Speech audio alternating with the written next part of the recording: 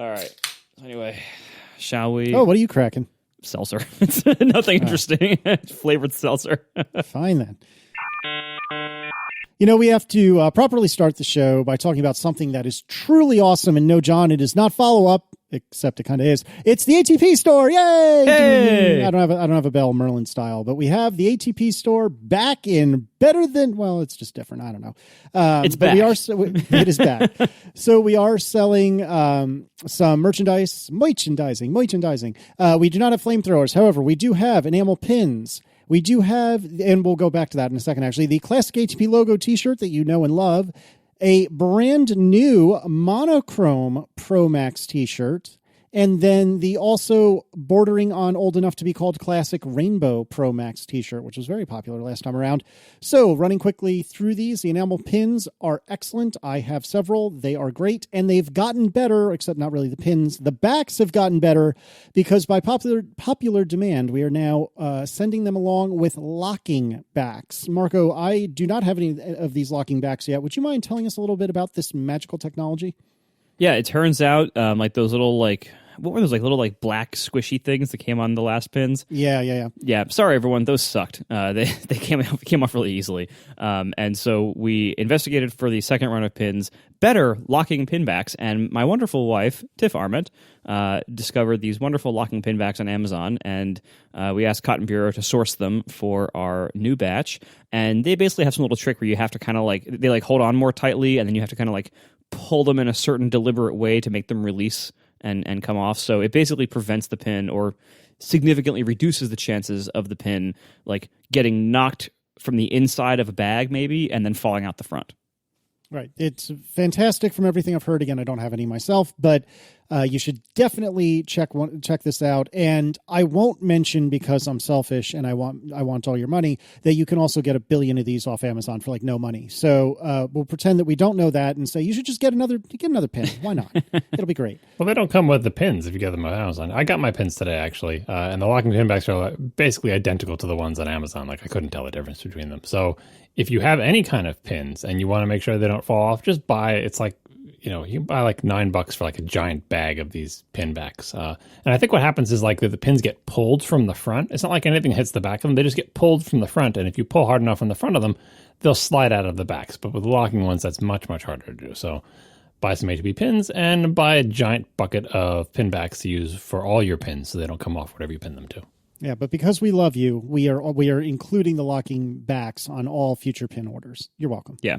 And I needed some more of these pins myself because I'm going through a bit of a backpack odyssey again. But I don't know if this is the night for that, but it's oh boy. We can talk about that another time. But moving right along, to reiterate, we have the classic t-shirt that is available in men's and women's styles.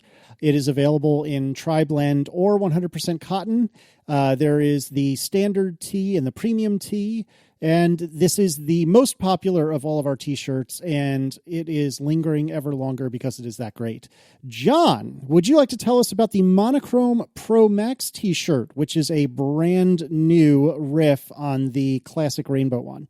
Well, you're taking a lot of time for the store stuff. I had a very compact spiel ready, but now it's too late. I've already blown the allotted time budget for you. And you got to sell it, Joe. Yeah, we got to sell. You forgot to. I know. I could have sold it in much less time. The other thing you forgot to mention about the shirts is all the shirts that we're going to talk about are available in black and white, and like you said, they're available in multiple materials because some people love the tri-blend and some people love 100% cotton. Now you can get whatever you want. You get tri-blend, you can get 100% cotton, and also, as you mentioned, that premium tee thing.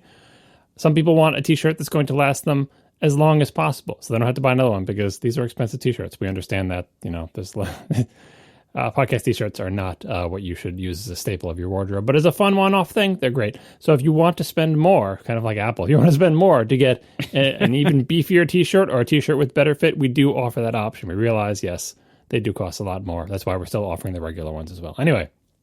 All shirts in black and white, all shirts tri-blend and 100% cotton, all shirts in regular and super premium. The new design is kind of riffing on the old Pro Max design where it had the silhouettes of a selection of professional high-end Macintoshes. Illustrated by our very own John Siracusa. Yeah, it's the same thing, but the design now is that they're basically more or less to scale, and it's more like pencil line art than just silhouettes, and it's not rainbow colored. It's monochrome, so you can get that with light text on a black t-shirt or black text or black lines on a white t-shirt. So that is the new design that has never been sold before. Indeed. And real-time follow-up, the ATP Classic logo t-shirt, that is black only. Oh, really? I thought that was in black and white too. Oh, well. No, that's all right, though. But anyway, the Monochrome Max, very nicely done. That was an update by our friends at Cotton Bureau. And then, as mentioned, the Rainbow Pro Max t-shirt, which is also great. A little inside baseball for the listeners. Since I kind of have no job anymore, spent a lot of time working on the text for the atp.fm/store page. One more time, that URL, ladies and gentlemen, atp.fm/store. I worked on the, not the header text, actually, that was all John's work, but the little blurbs next to each of these pictures I worked on very hard. And I was very proud of the work that I did. And then I went back, a few hours after I wrote it and sent it to John and Marco to look at. And I noticed that John had made some additions had added a little note to the page, which I thought was quite funny. And you have to look at it and find out for yourself where it is. So in summary, if you're working with John Siracusa, expect that edits will happen no matter how hard you try. But that's how you get better. I edited all the text. I didn't just add one comment. I edited everything. Of course you did. Gotta get a once over every single line. No period unturned.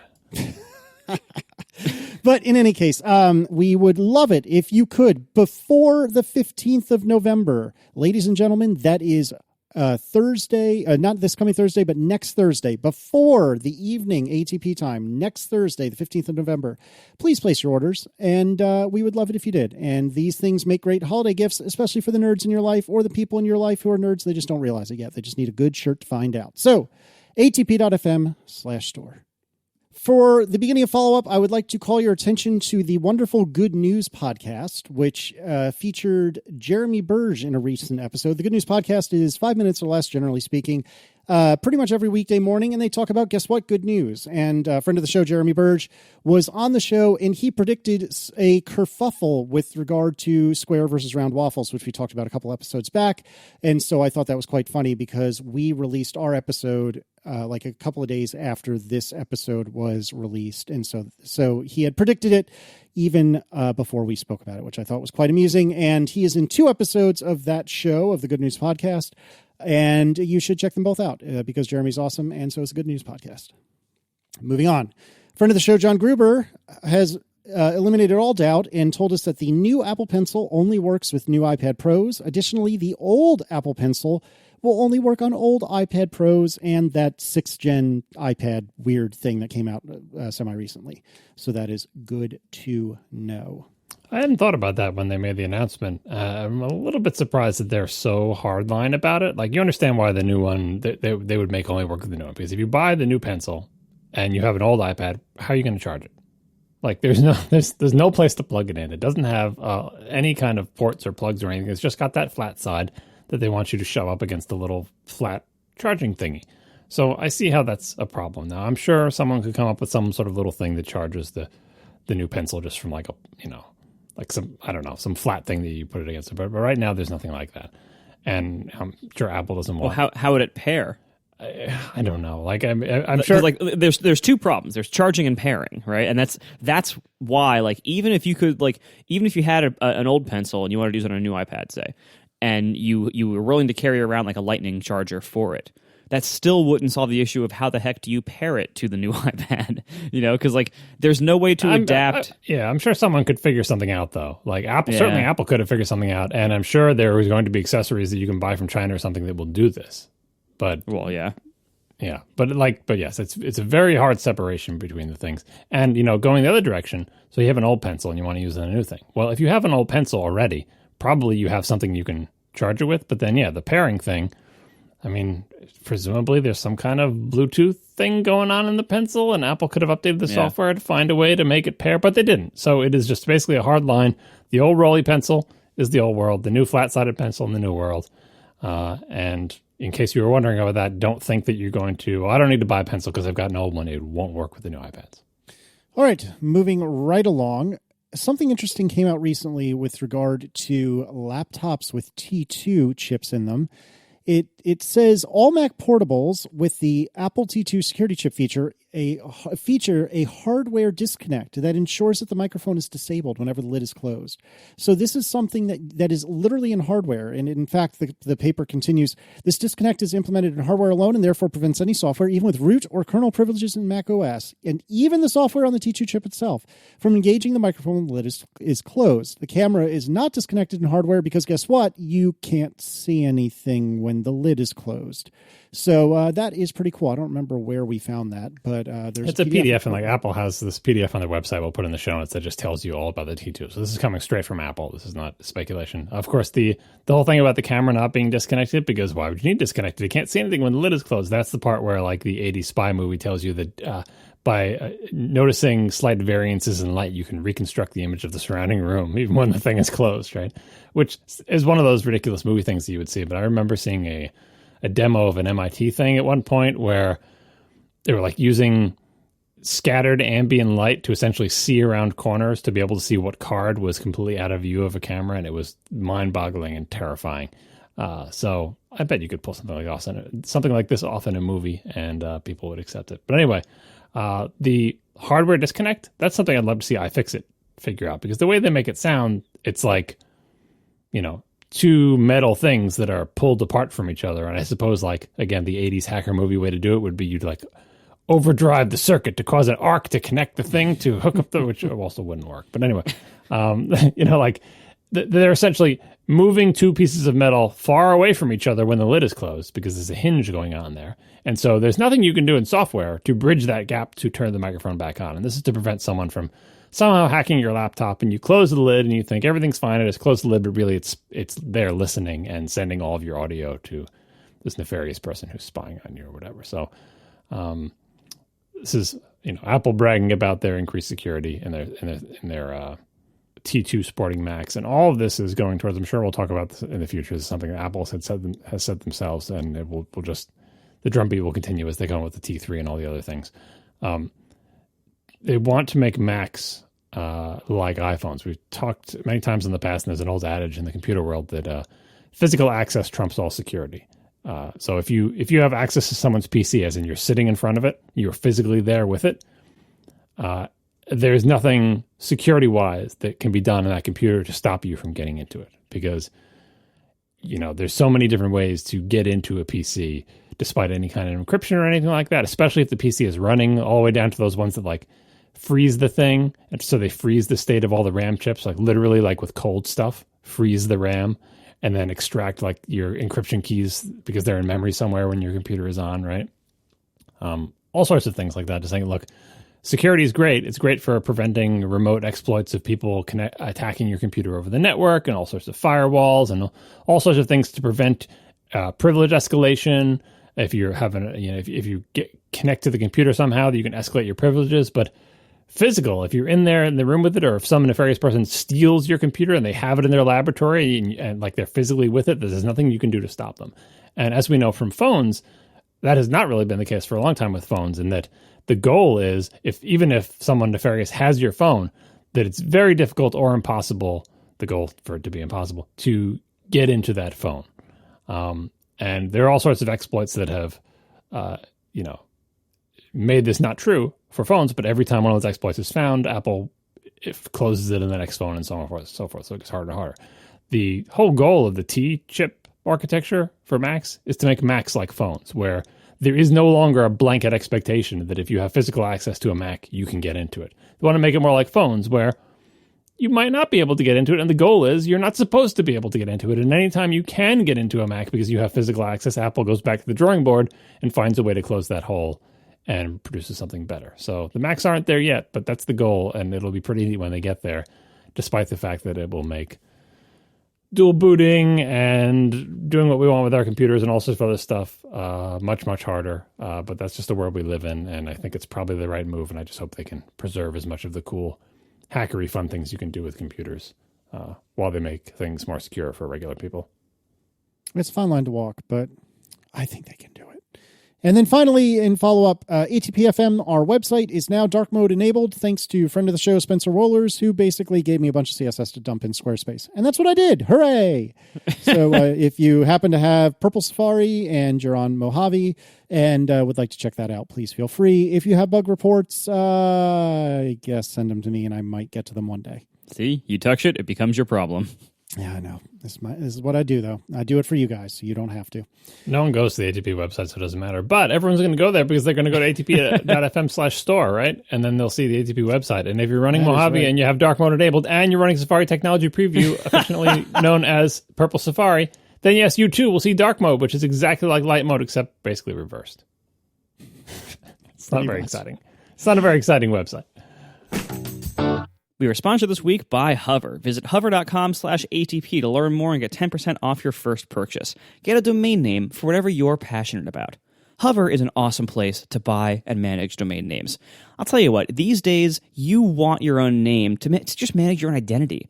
Wherever you have your identity, whether it's your email address or the website URL you give people, it says something about you, good or bad. You know, if you have some kind of massive web host behind your name in what you're giving people, that comes with a certain degree of baggage because, you know, what if that company is falling out of favor, or what if it's no longer cool, or what if it has political problems, right?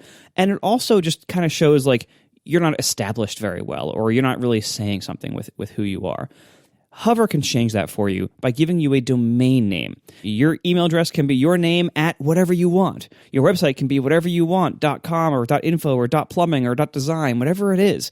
You can have a name that you own and you control. And Hover is just a wonderful place to do that. You know, there's lots of places you can get domain names online. I've tried a lot of them myself, and I manage most of my domains at Hover for a reason. Because Hover is just really good. They're pleasant. They don't try to upsell you or scam you. They give you privacy by default. Their control panel is super nice, and they have wonderful support if you ever need it. Although I bet you won't, because they're just really easy to use, and it's really nice.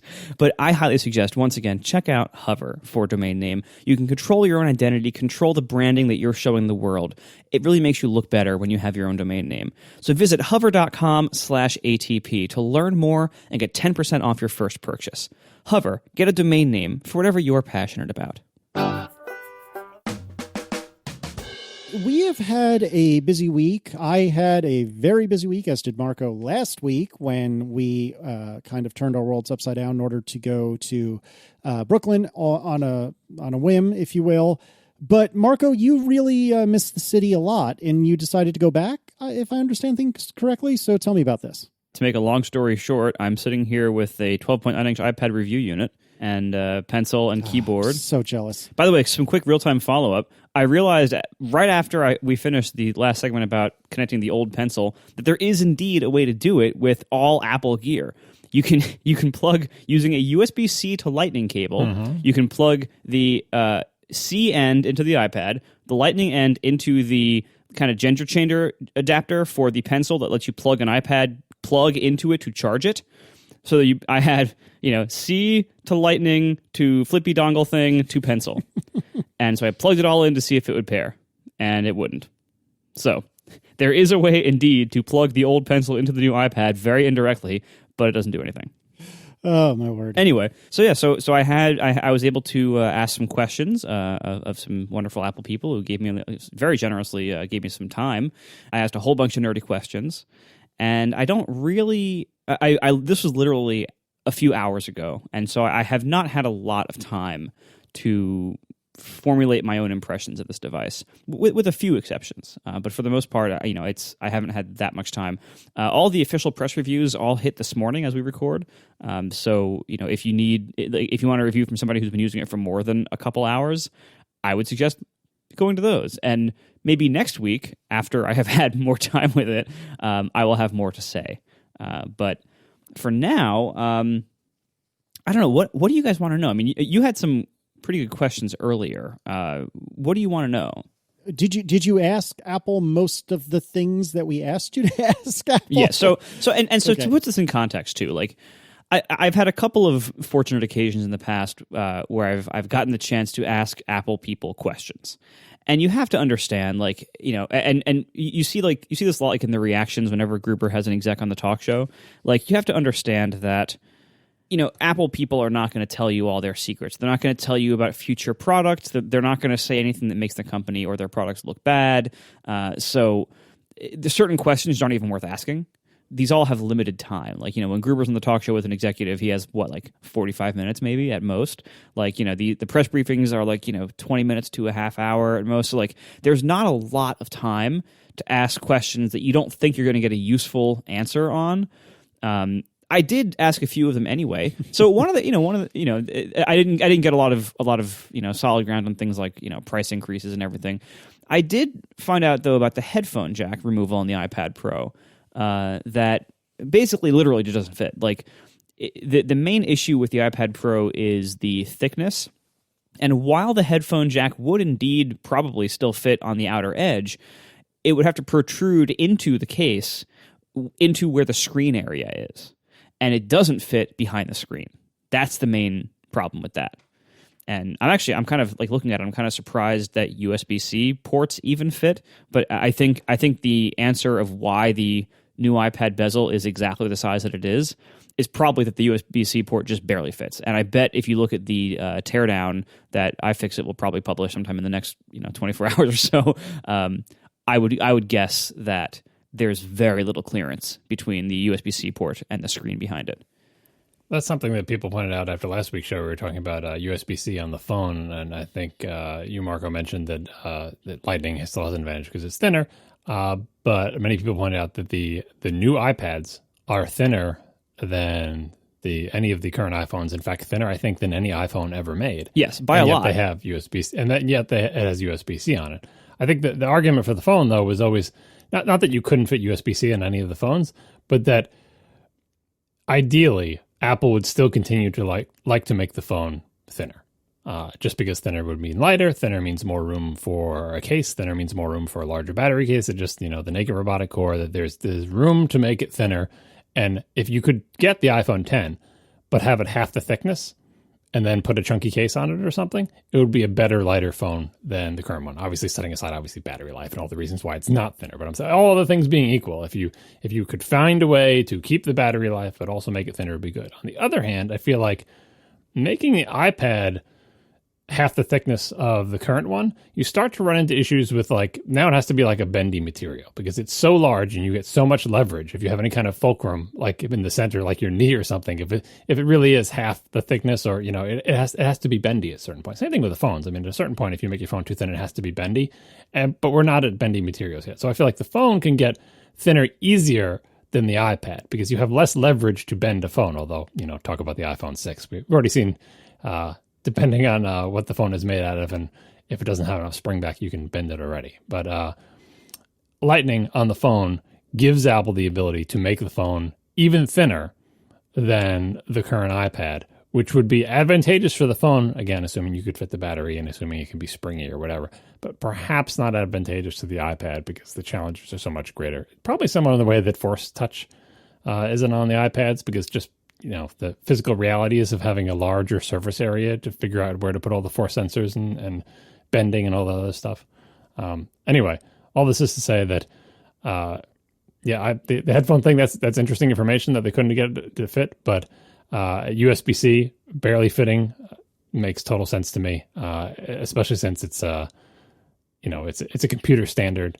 And it is a flat thing instead of a round cylindrical thing. But when you said that, the headphone jack won't fit, I immediately thought of our friend, I don't know, someone will tell me the exact name of this, the little skinnier headphone jack. What is that called? The 1.8 millimeter thing? It's 1/8 or 1/16, I believe. It's half the diameter of the right. The 8 thing. What a troll that would be to put that thing on there because nobody has anything that plugs into that. It'd be like, oh, look at this headphone jack, and you'd go to plug in your headphones to be like, wait, why is this not? Is this a joke? Why is this headphone so tiny? And you can get an adapter, of course, that goes a dongle, of course, a headphone to headphone dongle. You'd have a headphone dongle. Oh, David Schaub in the chat got it right. It's 2.5 millimeter, and the other ones are 3.5. So it isn't half the size, but it's smaller. Yeah, well, that would have been great. I mean, actually, it sounds silly. We would make fun of them mercilessly if they had a headphone dongle instead of no headphone. But I think it would actually solve the low latency, cheap audio problem that people are complaining about. They want to be able to, edit audio without the latency of a Bluetooth headphone. and you want to be able to keep your thing plugged in while you did that. And anyway, that makes sense. I mostly buy that. I think I would prefer the iPad to be thin and not fit the headphone jack. So I think they made the right call in terms of that trade-off. It's kind of surprising that they didn't mention that in the keynote. Like, it's such a explicable, easily testable reason that makes sense and would to save that for briefings instead of just tell us on stage it's so thin we couldn't even fit a headphone. I don't know. Maybe they didn't have a good way to sell it, and they figure let's just not mention it at all. But I still feel like this is going to be somewhat disappointing to people, but it also sounds like it's not coming back, because if it doesn't fit, it doesn't fit. The only way they could get it to come back is they switch, I suppose, to OLED, where the screen will be thinner, kind of like the iPhone 10 versus the iPhone 10R, or 10S versus the 10R, where the OLEDs apparently are thinner than LCDs because you don't have the backlight assembly. So maybe it can come back then, but until then, don't look for it. Yeah. I mean, and so I got a number of good tidbits about this kind of stuff. So like, and I think honestly, I don't think it's coming back no matter what technology does, because like, I think once Apple is done with the port, like they're not going to bring it back. Like that's just not the way they operate. So wait until USB-A comes roaring back to the laptops. Keep hope alive, or maybe SD. Like if it didn't come back to the MacBook Air, it's not coming back. Well, we don't. We got to wait for the new design philosophy. There could be an SD card slot. I'm still holding out hope. SD card could come back. And actually, I've been thinking. I wish. I've been thinking more about MagSafe, just because it annoys me more and more to think about using a Thunderbolt 3 port to power something, like plugging a power adapter into it, and the only thing that incredibly high bandwidth, incredibly capable port is doing is supplying power. And it's like, it's a total waste. Put a MagSafe on it, and then let people still run their laptops through USB-C. Like, don't make those ports stop working for that purpose, but also have MagSafe. So if people want, they can use MagSafe for power, leaving all their other ports available for port stuff. But if they don't want and just want to bring one charger with them, you can also charge it from USB-C. This is my current Mac laptop fantasy that I'm... Anyway, sorry to go on. So I did ask about OLED, because like, one question obviously is like, you have these phones that have OLED now for 2 years. Why not OLED on the iPad? Like, is it just not ready yet or anything? And of course, Apple people are never going to say something is not ready yet, because that implies a future direction. So again, like you gotta take what you can get with the way they answer stuff, because just knowing how they work, like they're not gonna they're never going to transmit future intentions, because they know that can bite them in the butt, and so they're cautious. But the impression basically the impression I got about OLED is that the OLED tech simply isn't there yet for panels like of the right size and properties that would go in an iPad, that they're basically just not good enough yet. In areas like off-axis viewing and color and everything else. So my interpretation of the answer is like that might be coming down the road, but not imminently. And that makes sense, because think about OLED panels and where they're made, right? So we all know they've been made in phones for a long time. Apple is kind of late to this party, but phones are all of a similar size. Like, they're not too giant. And then they're also made for television sets, but the television set ones, as thin as they are massively thicker than any screen that has to fit inside a 5.9 millimeter iPad. And much lower density. And they have way fewer pixels in them. So there's the two ends of the spectrum. There's phone size, very high density, very, very thin. And there's television size, comparatively monstrously low density, gigantic, but way too thick. And so I think they have to meet in the middle there, where they can finally make something that is very high density, but also like the size of an iPad, which would be a huge number of pixels. I don't know if an OLED screen has ever been made with that many pixels. Like, I don't do the math on how many pixels are actually on the big iPad at the Retina resolution. What are the native pixels? That said, I would love one, and I'm sure if they get there, they will use it, because that's clearly the direction they're going. But it doesn't surprise me that they're not quite there yet. I think also keep in mind, and this is not anything they said, but keep in mind that like when you look at the way the phones went OLED, they had to go to 3x. Like 2x isn't enough. They had to go to 3x, because I think partly because of the way that OLED doesn't really have all the subpixels. Like if you look at like the little subpixel pattern of how OLED screens represent like the different red, green, and blue. That's not all OLEDs. It's just that's what they chose to do with their panels, pentile or whatever, which is gross if you see how it's done. But right, and there's a bunch of different arrangements and everything, but like basically like it isn't like every pixel doesn't have red, green, and blue. Basically every pixel has like any two of those. Like they all have green, and then they kind of alternate red and blue, and they try. And so like maybe they went 3x on the phones to try to alleviate some of the problems that came along with having those like not really all there subpixels. So maybe they would have to go 3x on the iPad to get acceptable quality. And that would, of course, make it even harder, because then that's an even bigger... And also, I think price could become a problem at that point. Again, this is nothing they said, but, the phone sells for more than what the iPad sells for. But the iPad has almost all of the same hardware as the phone.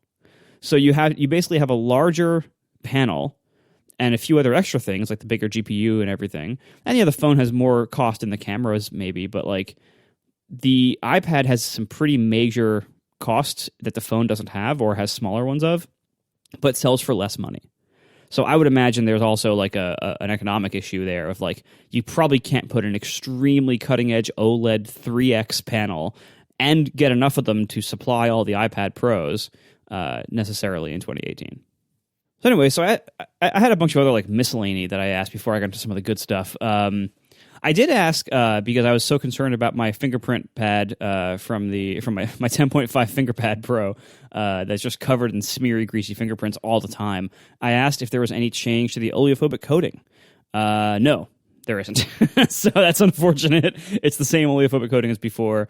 The anti-reflective coating got better, but that's actually under the oleophobic coating, so that's not going to probably have any effect here.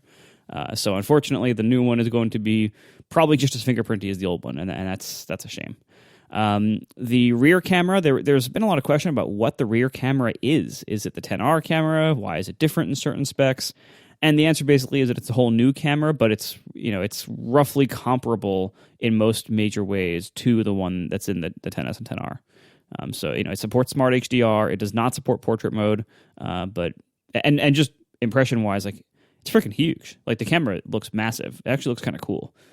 So I think it looks like it's a pretty awesome camera. I know that people are down on iPad cameras who are nerds, but I would say that's a short-sighted view, and you're missing out. Like I actually use the iPad camera. I don't carry it around in the world and hold it up to landmarks, but I use it around the house. I use it like I'll take pictures of like my breakfast and send it to Mike. Like I will do a lot of things with the iPad camera. You're just gonna let that go and not explain it? Yeah, and okay. Or a lot of apps will use it in useful ways. Besides AR demos, which I don't care about. Even stuff like the eBay app. If you're selling something on eBay, you can do the whole. It's actually way easier to do it on an iPad than it is on like a desktop browser because it integrates the photo taking right with it, and so you can just like snap a few pictures of the thing you're selling and just post it right there and have it all be done. It's like there's uses like that the iPad benefits from its camera. So anyway, it is a good camera. It is not exactly the same as the other ones, but it seems like it's close enough.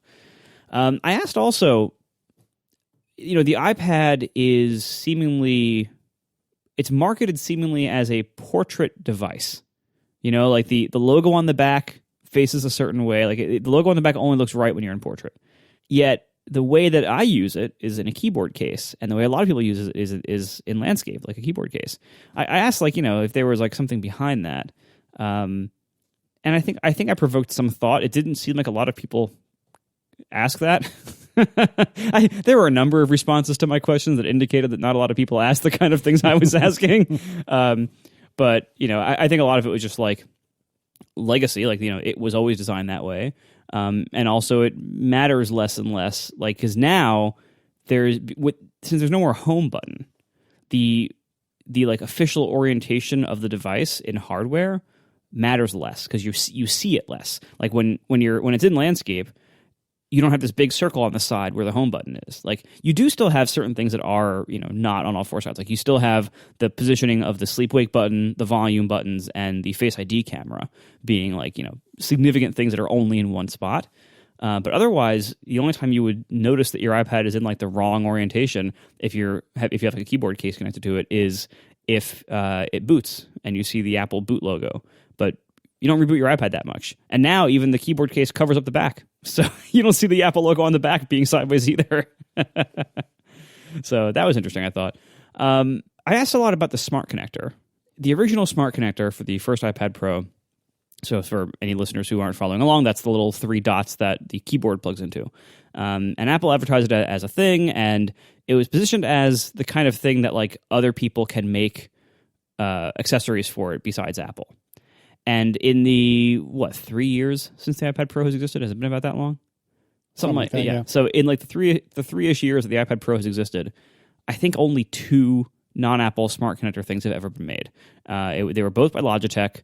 I think one was a really weird keyboard that nobody liked, and one was the slowest charging dock in the world.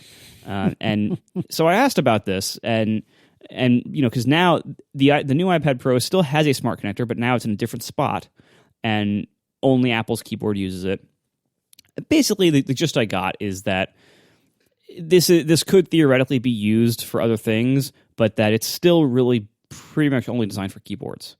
That it doesn't have the bandwidth or power to really have more than that. For anything more than that, they expect people to be using USB-C instead, and that makes sense. I asked about backlit keys and whether the smart connector would be able to provide enough power for backlit keys. Basically, the answer I got on that was like, they try to make this thing like as thin line as possible, and I get that. Like, even though I want backlit keys, I also am a user of this thing, and when the keyboard is on the iPad, it does get pretty bulky, and so maybe I don't need more bulk on that. I respect that decision, and and Apple knows as well as I do that there are aftermarket options of fancier keyboard cases that have backlighting and maybe aluminum and stuff like that, and so that can cover it somewhat. I did ask, like, is there an MFI program or something? Like, are there going to be third-party smart connector things? And the general answer I got was pretty much no, or at least like it hasn't happened yet. Like I don't. It didn't seem like they were closing the door to that, but it seemed like there certainly aren't any on the horizon. So I'm guessing that's going to stay that way because if you're a device manufacturer, why would you make something for the smart connector when you could make something for USB or Bluetooth and have it serve everything? If Apple wants a thin and light solution to backlit keys, I have a suggestion for them. You know what I'm going to suggest? You all have kids. What am I going to say? A light bright? Close. Do any of your kids' bedrooms have things stuck to the wall? Oh, I know what you're talking about. The thing where it's like a light capacitor, if you will. So it'll like luminous paint. It's like a light. I was going to reference this, but I realized maybe you two didn't have this in your childhood. When I was a kid, glow in the dark was big. Yeah, lots of kids' toys were glow in the dark in some fashion. I guess it was maybe in the 50s, 60s, and 70s, or whenever it was invented, it was a big thing. Maybe by the time you were kids, it wasn't that big of a deal. Anyway. This technology still exists, most often used to have like little stickers of stars that you put on your bedroom wall or ceiling in your child's bedroom. And then when you turn on the lights at night... It's most often used in watches. Yeah, well, the watches have radium, which I don't think was a great suggestion for a keyboard. No, they haven't had radium since the 50s. I know, but I'm saying that wouldn't be a good suggestion for keys. But glow in the dark is still a thing. Look in the trunk of all of your cars, and there's probably a little tiny handle that's government mandates be in there so you can get out if you're ever trapped in your trunk. And chances are, because car manufacturers want to save money and weight, they just make it glow in the dark instead of putting a light. Because I think there's some government requirement that you have to be able to find it. What else did I see that was glow in the dark? There was something else that I saw recently that was like a modern thing that had a plastic glow in the dark part. Anyway. If they made the keycaps or the little white parts of the keycaps out of the magic glow-in-the-dark material that sort of charges up with sunlight during the day and then when it's dark, glows in the dark, they could do that, but it would look incredibly cheap and it would look like it was a toy from the 70s, but it would work and it would not add weight. Thank you. You're welcome, Apple. I'll send you a bill. Good luck. Yeah, the entire watch world figured this out too. It's called Lume Paint and it's very, very widely used. Or you can use, I believe, tritium gas tubes, which is what ball watches use, that kind of always softly glow, although I can't imagine Apple going for that. It's like, yeah, our newest environmental initiative, tritium gas. Yeah, that doesn't sound much better than radium. Yeah, it's not really. But the Lume Paint is fine. What else did I ask? Why does the iPhone aggressively pursue water resistance, but the iPad doesn't? Yes, my children want to know this answer too, and so do I on behalf of them. And I asked too, have there been maybe any advances in water resistance that we just haven't been talked about, like that it happens to be more water resistant now, but that's just never really said. And yeah, the answer I basically got is like, I'm the first person to ever have asked that question.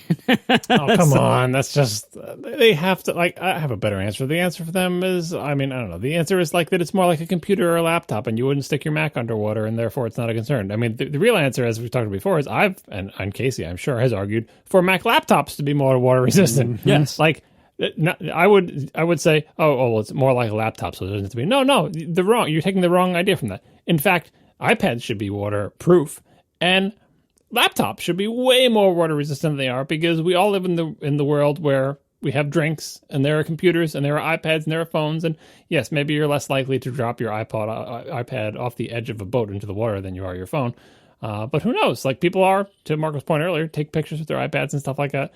There's really no reason Apple shouldn't make all the iPads just as waterproof as the phone, other than the fact that they just don't consider it an important thing to do. But I think it's super important, and I think everybody with kids and iPads feels the same way. Yeah, and the reason I ask is, like, I would want that, like, even though I don't frequently need to use my iPad out in the rain, I would like the option to if it comes up, and that's something that computers mostly can't do, right? And so, like, at least, the iOS, like, you can do it with your iPhone and your Apple Watch. That's great.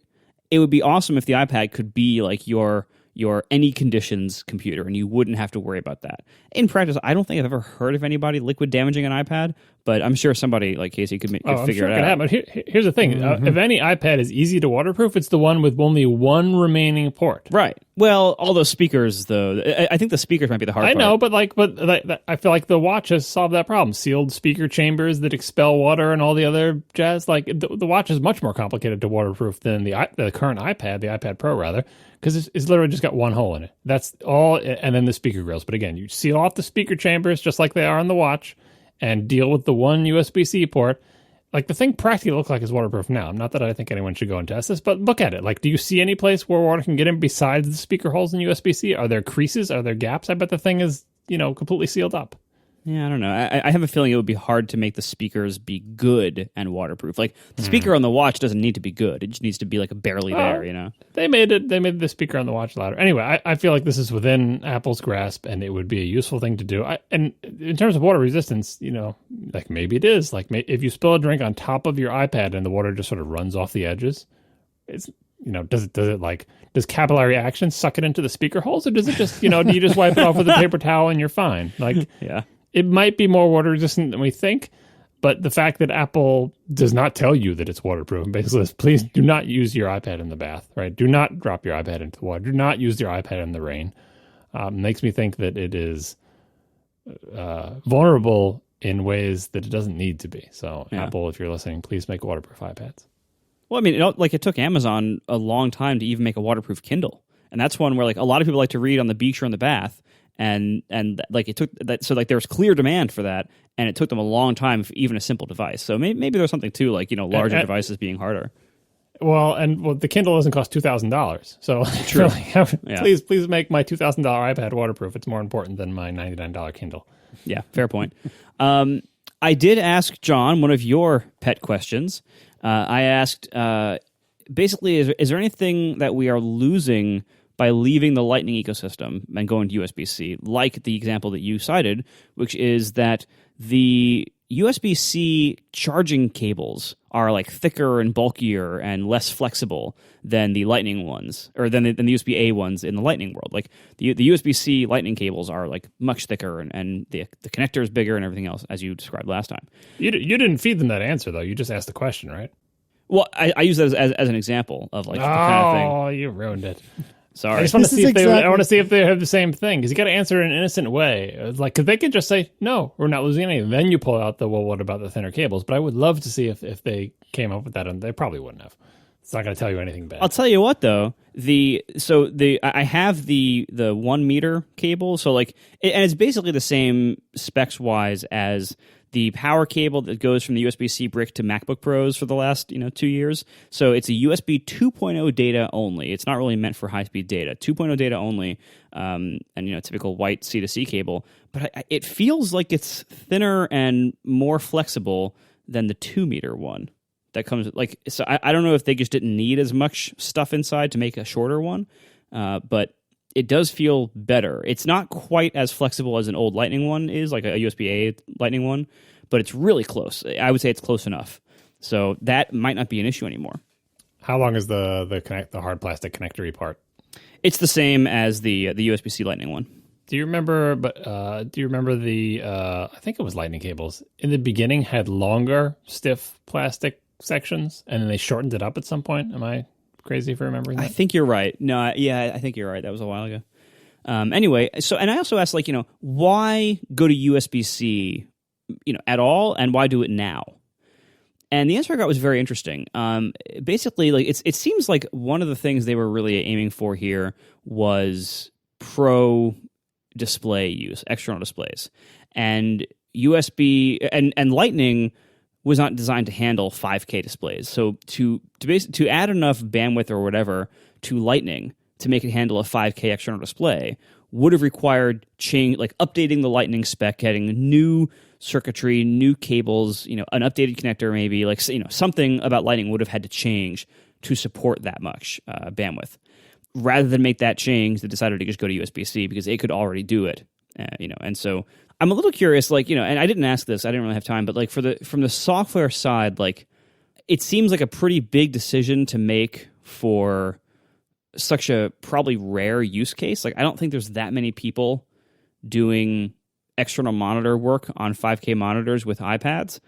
Maybe that's because there wasn't a good way to do it before, but I don't know. I did verify though, so the USB-C port on the iPads does output full 5K at 60 hertz without any downscaling in transit. So it's actually full bandwidth. Oh, interesting. And it's USB 3.1 Gen 2. So the old ones were Gen 1, this is Gen 2. Oh, I also asked, I mentioned this is the first port transition, I think, that Apple has had in modern history that has no backwards compatibility adapters.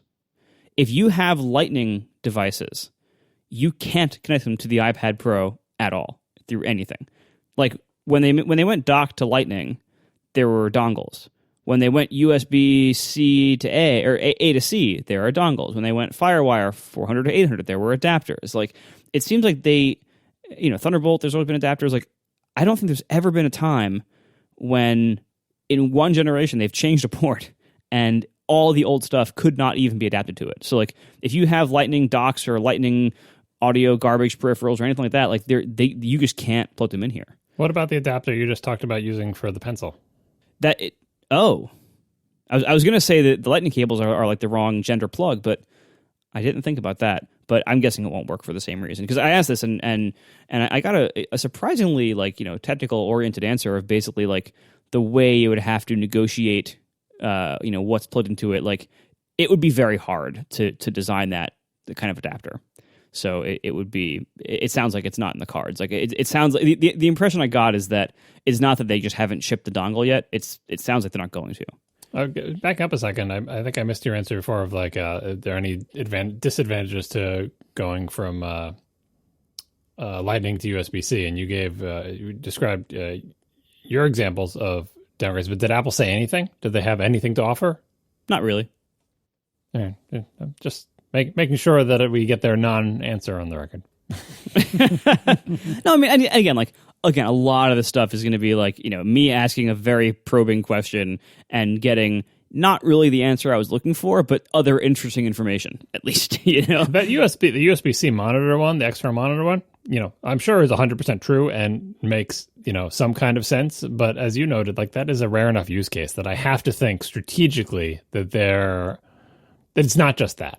That's the reason they gave you, and it is a reason. And it may be an important reason for some people, but to completely ditch Lightning for USB-C has to be part of some larger strategic, longer-reaching thing that they believe. I'm surprised they didn't give this answer, that they believe long-term the number of things that you can do with USB-C on an iPad is greater than the number you'll ever be able to do with Lightning.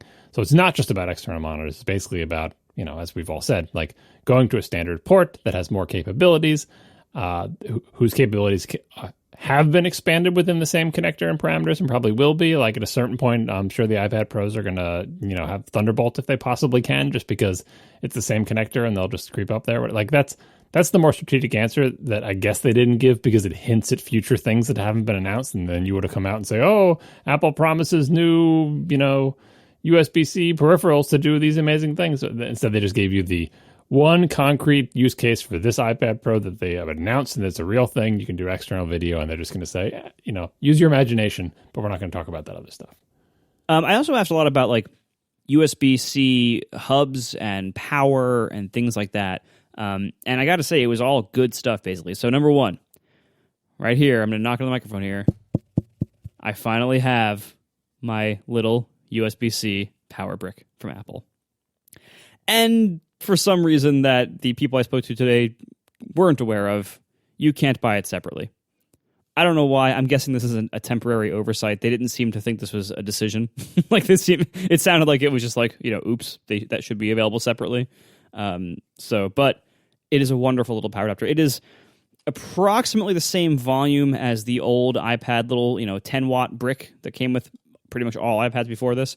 It's about the same. It's a slightly different shape, but it's about the same total size. And that makes it about slightly larger than the Aukey brand one that I got from Amazon recently that also is an 18-watt USB PD charger, but is probably built with sawdust and cats. So I would much rather trust the Apple one. I would love to get a few more of these. But basically, it's a wonderful little power adapter. It's 18 watts. I also asked if the previous iPad Pros added fast charging, but if you looked at actual time tests of people doing fast charge tests, it seemed like they weren't drawing that much power through the fast chargers. Like it's like the regular brick is 10 to 12 watts depending on which one you have. And it seemed like the previous ones were not drawing a whole lot more than that, even in fast charge mode. So I asked if the new one has more, what is the maximum wattage that it will fast charge at, and was told that it can go as high as 45 watts, which is awesome. Like to be able to charge that quickly. So that being said, I've been trying to drain the battery of mine over the last hour, so I can see that I'm down to 64%. And it will only charge. I have a little power measuring thingy, and it will only pull about 27 watts at this rate, which is still way better than I think it was before, which I would estimate it closer to like the 15 to 18 range before. So what have you got it plugged into? I have a plugable USB power monitor, wow. And it's going to an Apple 62 watt power brick. So anyway, it will fast charge faster. I don't know how much faster yet, but it does seem like it's going to at least be significant. And if the 45 watt figure was correct, that will be very significant indeed. It apparently will charge 7.5 watts outbound. So if you plug something into it, it can supply up to 7.5 watts, which is massive. That's great. And I thought for some of the reviews were a little bit spotty on what would work and what didn't. So I brought my trusty Sound Devices USB Pre 2. I actually brought it to the briefing with a USB-C cable, and so I could plug it in and see if it worked. And sure enough, the previous iPad 10.5 with the Lightning USB adapter things would not power up the USB Pre. It would start to power up and then stop, and because it couldn't draw enough power. You'd have to use the weird little 2-port one that offered power pass through with the Lightning input for power and the USB port and the Lightning output that they released a year and a half ago. You'd have to use that, and that was dumb. So sure enough, the new iPad, I plug in the USB Pre with a USB-C cable right into the side of it, and it powers up fully. That is awesome. Can we pause for a second? What was the look of the Apple employees in the room when you say, "One moment, please," and bust out a USB Pre 2, which if you've not seen one, is like the size of a relatively large, or at least relatively thick paperback novel. And you say, "Hold on, please. I would like to plug this into the iPad Pro." Were they like, "What the hell are you doing?" Well, as we covered before, physical access to iOS devices does not trump all security. In fact, all iOS devices are designed to resist physical attacks. So they're like, go ahead, plug your little toy thing into your iPad. You're not going to crack it, probably. We hope. I asked first. I will say it was less of a weird look than when I took out the kitchen scale to weight the smart keyboard. Oh, my word. You could have just asked them. They might have had the weight on a spec sheet. They didn't. I did, and they didn't. So anyway, I asked about the USB mass storage access, because this is one thing that every review has cited as a thing, because it's an obvious flaw in here you have this device that is really a computer replacement in a lot of different ways. Not in all ways, and not in some big ways, but it is, in a lot of ways, a computer replacement. And you have this amazing hardware that can now do things with USB-C ecosystem. And, it seems really weird that the one thing that I think a lot of iPad owners have had to do before and have hit a wall with is like, oh, I have this thumb drive, I want to import the presentation into Keynote or something. Or I have this, sound recorder or this camera that recorded stuff onto an SD card that I want to get onto my iPad. And the only way it supported any of that stuff to date is, and still supports it today, is it can import photos from photo storage, whether it's a card or whatever, into the Apple Photos app. That's it.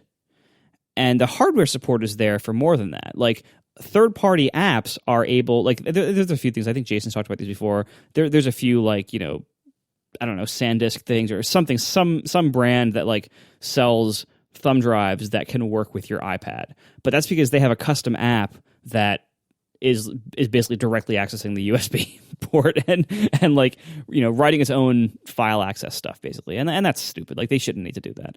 And so I did ask, like, is this a deliberate choice not to offer this?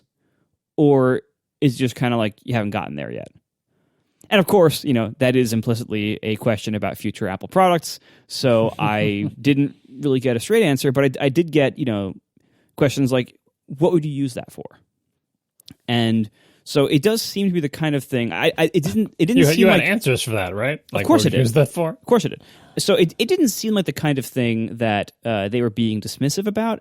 It seemed like they didn't want to tell me what's coming in the future, but that probably is coming in the future. That's kind of how it seemed to me. I mean, they didn't give anything away, of course, but I would guess the way I would characterize their interest in the question. I would guess, like, it probably is not like an opinionated choice to say, no, we don't want anyone to ever access mass storage devices. Like, that's probably not the case. Steve Troughton-Smith on Twitter was saying that it's so easy to do. Like, the Apple itself, since they write the OS and they have access to the OS, it would be very easy for them to put a very simple driver in so that the Files app could see all of your USB mass storage. And I surmise the fact that they haven't is just because that's one of the many things that we all think got kicked out of iOS 12 down the road to iOS 13. And due to the way Apple's release cycles work, a feature like that, even though it would be in terms of code, like, surely is already done. It's like, well, you could just release that in a point release of iOS 12. They still could do that, but Apple's philosophy is like, quote unquote, major features and major new functionality go in the big releases. There's been a few rare occasions where they've released major functionality in a point release, but for the most part, they don't. Like, it might seem like, oh, it's so trivial to do, just throw it into iOS 12, but you don't know how that's going to perturb iOS 12. And really, you want iOS 12 to get more stable as the point releases increase. So it's just safer and more in keeping with Apple's release philosophy to put that in 13, no matter how trivial it might be, along with all the other much less trivial stuff that builds on that. So I fully expect to see it in iOS 13. And even though we're disappointed that they don't just sneak it out in a point release, we'll wait. Yeah, I mean, it seems like the kind of thing that, like, if they're going to do a major update to iOS to even further increase productivity of iPad stuff, that seemed like a low-hanging fruit. Like, I know it isn't super simple in the sense that, like, you probably don't want to have people, like, opening files directly off the card, because then what happens if they eject the card? Like, so you probably want to have it like copy the files over first or something, but, like, to have some kind of interface and method for that. You'll have to unmount it first. Yeah, right. Safely eject your card. There are a lot of implications for apps and all sorts of, like, there are, even though writing the code is simple and just to get it to work, right? There's like one day of work for Steve Troughton-Smith. The implications that has for the whole rest of the system and the applications and everything, like, that takes much more thought and probably relies on stuff that's been done in iOS 13 and everything like that. So it does make some kind of sense that they wouldn't try to rush that out to you, and they're not going to tell you that it got booted out of iOS 12 or whatever. So we'll just wait for what they have to say in 13. We are sponsored this week by Marine Layer. For 15% off your first order, visit marinelayer.com and use code ATP at checkout. Marine Layer makes clothes that make it easy to get dressed in the morning. This is the stuff that's at the top of your rotation. Basically, the first shirt you grab from your stack when you have all the clean laundry, and you put it on and you think, wow, I look pretty good today. They specialize in really soft fabrics. And when I say their stuff is soft, I really, really mean soft. It isn't just like, oh, this feels nice, soft. It's like, whoa, how did they make this? I'm never taking it off kind of soft. Because they found out that the softest t-shirts come from trees and tree fibers. So they figured out that micromodal, which is found in Marine Layer's signature fabric, it's made from recycled beechwood. The pulp production is self-sufficient, which makes their tees sustainable, eco-friendly, and so incredibly soft. You can try it out because their return policy is also insanely good. You can return pretty much anything for up to a year. They really stand by their clothes. And all of this is brought to you with free shipping and free returns on all U.S. orders.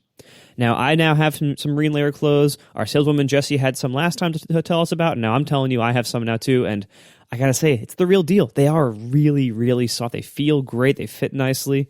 They're pretty cool. I got to say, I'm pretty impressed. See for yourself at marinelayer.com, and you can get 15% off your first order with code ATP at checkout. Once again, marinelayer.com, and use code ATP for 15% off your first order. Thank you so much to Marine Layer for making really soft shirts and for sponsoring our show. A few more miscellaneous things here. I'm going to try to go through these quickly because it's getting kind of boring.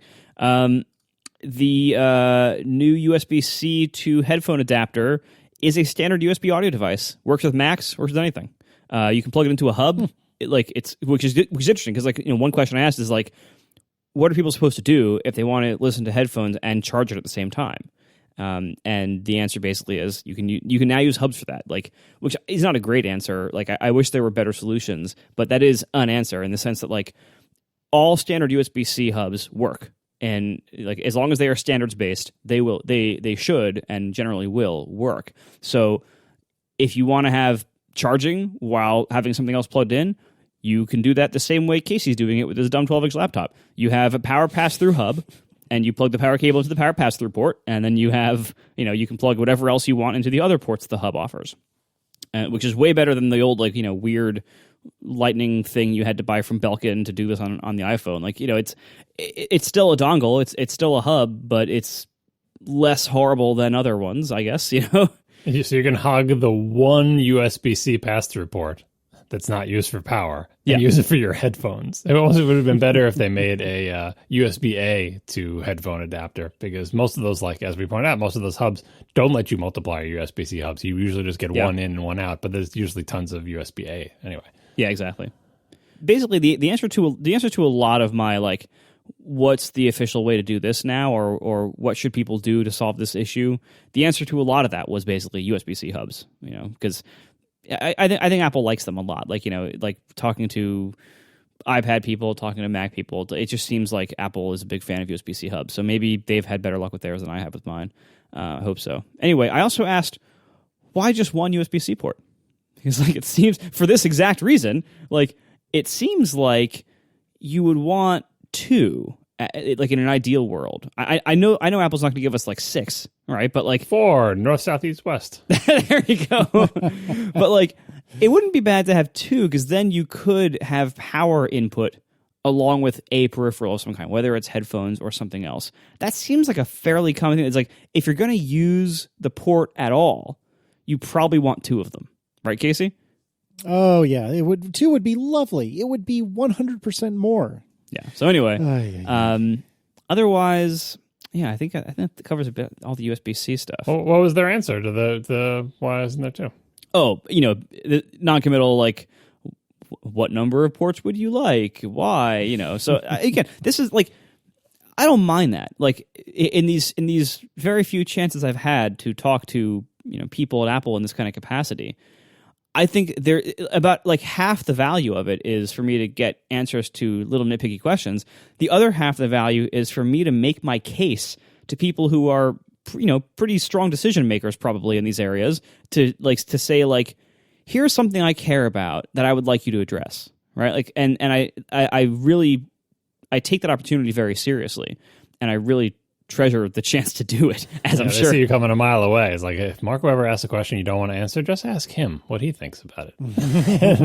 and then he'll go off for 10 minutes. But, look, Apple's a company of smart people who argue with each other and try to figure out what's right to do, right? And so, like, if I can give a counter argument or an argument to why something is a good idea or why something should change or should be done, I feel like they respect that. Yeah, I feel like multiple USB ports are an inevitability in the iPad line. So, they obviously know more. They know their future plans. So maybe they have been testing for the past 6 months an iPad with 4 USB-C. But it's inevitable. Like, you can't, especially as they get larger, especially when they go to like the third size and they start getting big enough, it's going to happen, but not this year and probably not next year and probably not the year after that. So we'll have to wait a while. But them asking you about it is the strongest hint you're going to get is that this is a thing we've already thought about, and we'd love to hear your thoughts on, because it's same thing with the USB mass storage. What would you use that for? That's interesting. Oh, yeah, right. Yeah, exactly. That's very interesting. Yeah. I asked a lot of questions about the Apple Pencil. One of the things I asked, I did try to pick up the iPad by the pencil very carefully, like over a couch. And you can't do it, but you can almost do it. It isn't as firmly held on there as I would have liked, but it is pretty firmly on there. As a couple of reviews have pointed out, I think the main vulnerability is if you like push it side to side as opposed to just pulling it straight off, it'll move a lot more easily. Just like MagSafe. Yeah, exactly. And it's just kind of like the physics of how magnets and stuff work. So anyway, one thing I noticed about the new pencil design is that, like, I've seen a lot of Apple Pencils in the wild where people have some kind of ergonomic grip on them, whether it's something fancy like what Mike has, like this like metal barrel around the whole thing, or whether it's like one of those like rubber triangle things that we all had in school that like made pencils easier to hold. You know what I'm talking about? Mm-hmm, mm-hmm. Yeah, I mentioned that a couple of weeks ago when I was talking about how the Apple Pencil is designed as an ideal solid and not as a thing that fits in people's hands. And when I saw the magnetic thing that solves the problem over about the pencil, I immediately thought, that solves a whole mess of problems, but causes one that didn't exist before, which is now you can't have a cool ergonomic rubber grip thing, because then how the hell do you charge it? Yeah, exactly. I asked, like, basically, like, how much thickness can you add to the pencil before it stops charging?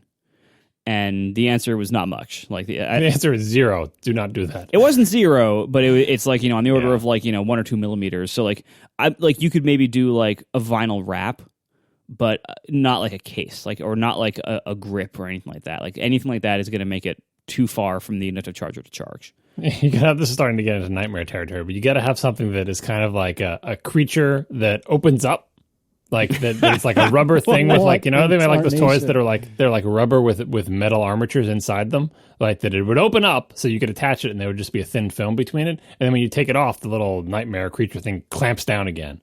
It's kind of like a face hugger or a Metroid or something that clasps your Apple Pencil in a death grip. What is happening? I can see this product in my head. Someone needs to make it. I also asked, can anything else charge the new pencil? Like, suppose you were like managing a bunch of them and you wanted to bulk charge them. No, you can't. Well, that aforementioned things from China will absolutely be able to charge your pencil. Maybe. I don't know.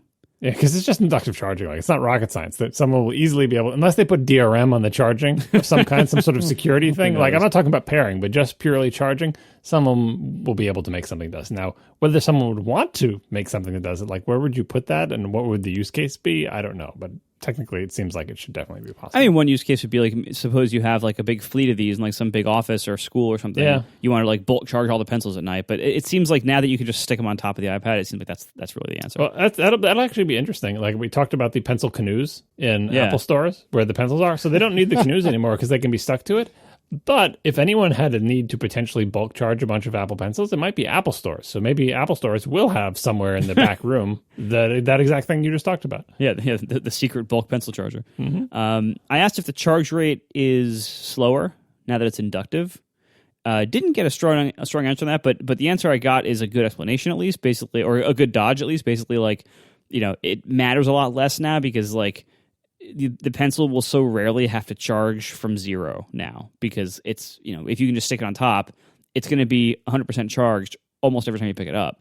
And I asked like how the battery, like, if you're just using it continuously, where you're never putting it down, you're just using it continuously, like how does the battery life compare to the first pencil? And they didn't have exact figures, but they did say the battery is very slightly smaller to fit some of the new stuff inside. So it might be a little bit less in that scenario, but it's likely to matter a lot less because of it's always fully charged. I'm surprised they didn't tell you you have two pencils, one always charging, one in your hand. Battery runs out, swap them. Day pencil, night pencil. Yeah, Apple loves for you to buy more of its peripherals. Exactly. Yeah, and actually, I don't think there'd be any reason or anything to prevent you from doing that besides $130. You can use two pencils at once, I think. I only have the one. Someone needs to try that. The multiplayer people definitely need to try that. Because, so you can do, 11 touch points or something, and technically the pencil is probably just one other touch point. I suppose there probably aren't many drawing applications that expect you to be drawing with two pencils at once, but now this is a thing I need to see. We also don't know, like the pencil, I think, uses a special type of digitizer to recognize itself. So maybe that doesn't do more than one. I don't know. I also asked, we didn't really hear anything about the pencil's performance. It's obviously a form factor change, but is anything different about is it more pressure sensitive? Is it more higher response rate? Anything like that? Is any of that stuff different? And the answer is no. All that stuff is the same. Because and that's honestly that's fine. It didn't all that stuff, in my opinion, as a layman, none of that stuff needed to change. What needed to change was all this physical stuff that made it really clumsy to use. So they did, and that's good. I also learned that the capacitive area of it is basically the lower third of the pencil. If you look, I think Panzerino's article had a diagram of where the magnets are in the pencil, and basically as soon as the magnet ends from that point down to the tip, that whole surface is capacitive. And if you do the double tap gesture, it doesn't have to be on the flat part. You can be anywhere around the barrel, as long as it's in that bottom third of the pencil. Anywhere along the whole bottom of the barrel, you can double tap. So you don't have to hold it in a certain way that puts the flat part under your index finger. You can rotate it and have the flat part be anywhere, and you can still have double tap access with your index finger. And apparently, again, Steve Troughton-Smith on Twitter before the event even was finding pencil gesture recognizers in iOS. One of them was a slide or a swipe, right? Right. So we know that Apple just said you can tap it. But hardware-wise, it seemed, and you mentioned a capacitive area, hardware-wise, it seems like the pencil is capable of gestures. I can kind of understand why they didn't release gestures for the pencil, because as hard as it is to get taps to be intentional, Apple emphasizes very strongly in their sort of WWDC-style videos that if you add this to your application, you should honor the system setting. And if you want to have custom settings, that's fine. But the honoring the system setting is important, because if someone in the system says, ignore taps to the pencil, because say they're a nervous pencil tapper, if that's their idle animation, to use video game parlance, right? Yeah. They would constantly be doing it. They also say, Apple says, don't make it a destructive action, because if someone does it accidentally, you don't want them to delete half their document accidentally, because it's a thing that you can do accidentally. So if double tapping is a thing that you can do accidentally, finger gestures, like sliding your finger along the pencil, talk about a thing that you could do accidentally. We all adjust our grip and move our fingers around on a pencil. If the entire lower third of the pencil is capacitive, it would be very difficult to distinguish an intentional pencil gesture from someone just sliding their fingers around a pencil as part of the natural use. So I'm kind of glad that they didn't go with gestures. But hardware-wise, it's kind of cool that the pencil has the ability to do more. And I can imagine that coming into, maybe it's just a custom per application thing that you can optionally turn on to have more sophisticated gestures for very complicated applications where the pencil would recognize both a tap and a slide gesture. Of course, the slide gesture immediately made me think of being able to slide my finger along my AirPods to change the volume. Please, Apple, make that a real thing. But yeah, so as is the case with many things related to the iPad Pro, as Jason so eloquently put it in something he wrote on 6 Colors, the hardware is willing, but the software is weak. I think I'm mostly done here. I asked if Logitech Crayon will work with the new iPad Pro. No. I also asked, I think my final question here that actually might be interesting. If you notice on the very back, if you have a smart keyboard, get it out now, listener, and look straight on the edge of it. That if you look at the upper left and upper right keys, the tilde and the delete key, and you go straight up from there to the edge of the smart keyboard cover, there are 5 or 6 little tiny vent holes. There's holes in the keyboard connector on the back edge of it. And I noticed this the other day, and the new ones have it too. And so I asked, what are those holes? Turns out they're vent holes. It's for the air to get out. Yeah, when you push down on a key, if it was sealed up, it wouldn't have feedback or anything, so like it wouldn't be able to depress particularly well. So they're actually air holes. It would be a pneumatic pressure keyboard where the bounce back of the key would be from the air pressure that's built up when you press down on it. It would be a very unpleasing feeling. Yeah, exactly. You don't like the keyboard feel of the butterfly switches. Try like a little air bubble. Yeah. Also, and on the keyboard, I don't know if this is because it's new, but it does feel like it has more feedback than mine. But I'm guessing it's probably because it's new. I wouldn't say it has more travel. It doesn't. But it does feel like the keys like snap back a little bit better. But again, I'm pretty sure that's probably just because they're new. Also, the design of the smart keyboard is very, very different. So we're moving on to the hands-on area now. The design is very, very different. The old smart keyboard had a number of problems. Number one was when you first got it, there was a pretty good chance that it wouldn't sit flat on a table. And if that happened to you, that was often never fixed because there was some kind of problem with making it or the way the fabric would bend or whatever that made it very common, and this happened to me, where it just wouldn't sit flat, like it just wouldn't bend right, or the fabric had some flaw. The way the new one is designed, I don't think that's going to happen. Like, I don't think that's going to be a problem because it's not doing the kind of crazy bends that the old one did. So I don't think it will be the problem. Also, the whole bottom plate of the new smart keyboard is one piece instead of before it was two. Before you had like the part that was in front of the iPad and the part that was behind it would form like a little triangle. And it could like swivel on that little hinge point there, which made it also suck in your lap. The new one sucks way less in your lap. It's still not amazing like a laptop because the weight balance is off, but it's way better than it was. And this actually like one of the big things for me of how I'm going to justify upgrading is that, because I use it in my lap a lot, and the smart keyboard is way better on your lap now than it was before. As for the size, I have the 12.9 here. I don't have the 11, but I was able to play with it there. The 11 is still right for me. It was right for me before. It's right for me now. The 12.9 is really big still. It is less big, and I would actually recommend it if you are an iPad power user. If you really like get a lot of work done on the iPad, if you multitask a lot, if you are doing heavy productivity, if you're drawing on it, maybe and you want a bigger drawing area or things like that, I would suggest checking out the 12.9 because it is no longer ridiculous. Before, the first 12.9 was ridiculous. Like, it felt crazy in your hands. It felt too big. It just felt unwieldy. The new one is still big, but it's smaller enough that is less of an issue. And so I would like, it's now within the realm of normalcy. It's still too big for me though. For what I use my iPad for, I really need it to be a little bit smaller. But it's closer than it's ever been. And so if you have been meaning to check out the large size, I would suggest you do so. If you're on the fence, maybe go to a store before you commit. So, good day? Yeah, really good day. Tired. Actually, going to the city is way nicer than it used to be because there's a Shake Shack in Grand Central now. Nice. So I actually went there like multiple times in the last week. You should suggest to them, thinking back to their headphone thing and how it's not enough room. They've got a camera bump.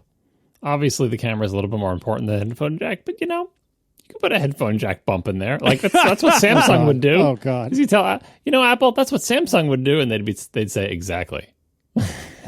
That's amazing. I think hasn't Samsung actually made a phone with a headphone bump? I think I've seen phones in real life with a headphone bump on them. Wouldn't surprise me. So, Marco, you have this review unit. What do you plan on, or what did you order? I don't recall. And does this change what you did or were planning to order? I have nothing ordered yet because by the time I decided to place an order, it was back ordered, and I'm like, all right, fine. So I'm just going to go to the store on whatever. What is it? Wednesday that they come out? Mm-hmm. Yeah, I'm just going to go to the store on Wednesday and just see what I can get. What I want is the 11 now. Like I was very much on the fence between the sizes because like when we had the hands-on area, I remember being very surprised how big the 12.9 wasn't. Yeah. And I'm still surprised at that. But now that I'm actually using it, where the 12.9 is really good, I mentioned multitasking, I mentioned, productivity, big drawing area. Also, the 11 or the 12.9 is really good with browsing the web. It's like web pages. It feels like a desktop browser. Like the 11-inch and the 10.5 and that class always kind of feel like it's just a big phone window that you're browsing. Like a lot of websites still will display like a mobile type layout. A lot of times, like you'll have to do a lot of scrolling to see something on a web page or things like that. The 12.9 looks like you're using a desktop browser. Like there's still going to be some functional differences just in the way mobile Safari works, but like the viewport that you get and the scale that you get of web pages, you feel like you're just using a desktop, and that's really cool. So if I did more stuff that involved reading big websites or productivity stuff, then I would go for the big one. I don't though. Most of what I'm doing on the iPad is like couch surfing. Wait, that means something else, doesn't it? Yes. Well, I'm surfing stuff like on the couch casually. I'm like balancing it on my knee while using the keyboard to type stuff, or it's sitting on my kitchen counter and I'm typing like during the day. If I'm like cooking and somebody sends me a message, I go over and type a response. And so for what I use it for, I think the 11-inch is the better size. But one thing I do like a lot about the 12.9, besides the sheer size of web pages, is the aspect ratio. The 11-inch is the first iPad that isn't 4:3. It's a little bit wider. And honestly, I didn't need it to get any wider. I would like to get a little bit taller. That's like the height, since I'm usually using it in landscape because of the keyboard, the short height is usually the limiting factor of like how much of a web page I can see. So I actually would like seeing the 12.9 here. It's like, oh, this is actually nice to see this kind of height. I wish the 11-inch expanded in the other direction, but that would also make it closer to square, and I know that would look weird to Apple, and so I'm not surprised it didn't. But that is one thing. Like the 12.9 has me like questioning, like, if I kind of like this height. Like whenever I've been to a Microsoft store, and I've picked up like the big 15-inch Surface tablet thing. It's really cool to have a really big tablet. Like it feels really cool for a second, and to actually like to hold it in one hand and like draw with it with the pencil with the other hand, like a big legal pad, like that's really cool. I'm never going to do stuff like that in practice, but it's really cool. So I do get kind of that feeling with 12.9. Like, boy, wouldn't this be cool if I was a different kind of person than I am? If I was actually somebody who would use this like a giant pad of paper, that would be really cool. Or who would pick up a web page and mark it up. All right, but the reality is, like, I don't mark up anything because I don't work with anybody. Nobody ever asked me to mark up anything, so I don't handwrite anything myself. So that's not really a thing either. But it is tempting to get the bigger one. But now that I have the bigger one in hand for tonight, I've already decided, like, yeah, I actually don't want the bigger one after all. So the 11-inch just gets taller, like in the ratio that it already was taller, but it gets even taller still in that dimension. And some of that is sacrificed to the home indicator. Right. You're actually losing space because of the home indicator. Right. So, but that's the dimension that it also got taller, right? Is if you have it in portrait, is the home indicator eats some space, but then you get that space back because it's got like 164 extra points or pixels, I forget which, in that dimension. And overall, the 11-inch, like if you're talking about a GUI and not a video or something, the safe area insets eat, because it's got rounded corners, eat some of your content area. So I'm kind of glad that it got bigger in at least one dimension to partially offset the safe area insets that we all now have to deal with in anything with a UI. The 12.9 is so big anyway that the safe area insets as a percentage are less of a big deal. And as someone who watches a lot of video on the iPad, if I end up getting an 11-inch that's like this iPad someday, I'm kind of glad that it got wider, just because that means a typical, letterbox style wide video will make a more efficient use of the space. The letterboxing will be less because it's it's wider. So that's good for me. But I get where you're coming from with the 4:3 thing and having a more square ratio, closer to square ratio, being more versatile for a device that may be used in portrait and may be used in landscape to view content. Yeah. The other thing too is like using the 12.9 just again for only a couple hours so far, but like so much of iOS just feels like it was not designed to be this big. And you really like that's always a problem on iPad OS to some degree, but on the 12.9 it seems extreme. Like it seems like you just have like these massive empty spaces or huge like big wide text areas for no apparent reason and stuff like that. Because the Germans love it. Their UI can finally fit. Yes. Yeah. But like, definitely like the iPad OS is still not really ideal at this size. Everything does feel a little bit too big and too spaced out, as if they're just kind of killing space because they don't have anything to do with it yet. I wonder how that changes over time. But for right now, it's just like everything's just really big and spread out, and that works really well on web pages and not so well in a lot of other places. Also, it's been reported elsewhere too that like the apps that were not built with 12.1 SDK that just came out, they're kind of letterboxed in a special way when they're shown on this iPad. Almost every third-party app I've launched so far has been letterboxed in this way. I don't know if just the App Store has not opened the gates yet for that, or if more likely like developers just haven't had a chance. Like I haven't updated Overcast yet for that because I just haven't had a chance. Like I've had like a few days to do it. It's going to be probably a while before most of the apps you use on the iPad are updated. So you're going to be seeing a lot of black boxes. So like if you're thinking about maybe getting this iPad, and like I would say like A, you probably do want it. It looks pretty cool, and so far it's pretty awesome. But B, maybe you shouldn't be in a huge rush to get it. Like, if you can't get it for like a few weeks, that's fine. Because like right now, the software really isn't there yet to support it. And it might take a while. I think it'll be quick because everyone did all the safe area inset work for the iPhone 10. And they do need to recompile and link against the 12.1 SDK, but I think it might just be a straight recompile for a lot of people to just quickly get your 12.1 update. Like you've got your iPhone 10 version, do a quick validation that yes, if you compile with the 12.1 SDK, that safe area insets save your butt on the iPad, and then just ship it. I think that's what James Thompson was saying he was doing with pCalc. That basically all he needed to do was rebuild, and voila, pCalc filled the whole iPad Pro in the simulator or whatever. Yeah, and that's probably all I'm going to have to do as well. But like people don't update their iPad apps necessarily that often. Like or iPad, make them at all Instagram. Yeah, I'm so mad at Instagram for that. Like, what a perfect consumption platform for Instagram, and they just refuse to do it. But that's a separate issue, I guess. But yeah, like iPad apps in general are often low priorities for companies, which is a separate problem that holds back the iPad in other ways. But it was easy, like with the iPhone 10 when that came out. Like there's huge motivation to update your app to the newest iPhone. But when new iPads come out, especially when it's only high end ones that are affected, I don't think developers have as much motivation to update. And not indies like me who are like trying to be like fancy craftspeople. I'm talking about like big companies. Like, how the hell is a big company going to justify doing this? Like, how long did it take people like Google to do like split view and stuff? Like, so I think it might be a little while before apps are meaningfully updated for this. Speaking of split view, Apple talked about this, I think, in their developer videos as well. Like, if you have applications in split view, and if one of them isn't compliant with all the safe area insets and linked against 12.1 SDK, yep, all the other applications in the split view get like letterbox in that way. Even if every application except the badly behaving one has been updated, I guess for uniformity purposes, so you don't have like one bigger than the other, they all revert to the weird letterbox black stuff around the outside mode, which is kind of disappointing because, as you just pointed out, like Google is probably going to take forever to update their things. And so if you use Google Docs in any capacity on your iOS, on your big new iPad Pro, and you do any kind of multitasking, guess what? All your other applications are going to be... It's not that noticeable letterboxing, but once you know it's there, it's kind of annoying that you're losing pixels because of one non-updated app.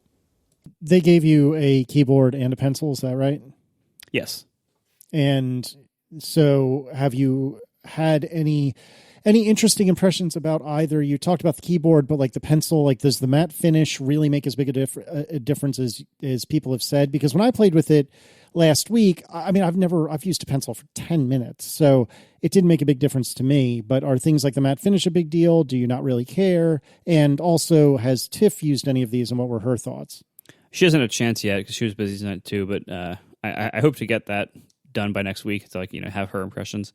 Otherwise, my impression of using it for 2 seconds is the new one feels a lot better for both have like the matte finish is a very noticeable difference, and having that flat side makes it like that's just like it's a place to put your fingers. It's a place to orient it and like to feel like even like you can now feel better the transition between the flat part and when it starts to taper into the cone shape to form the point.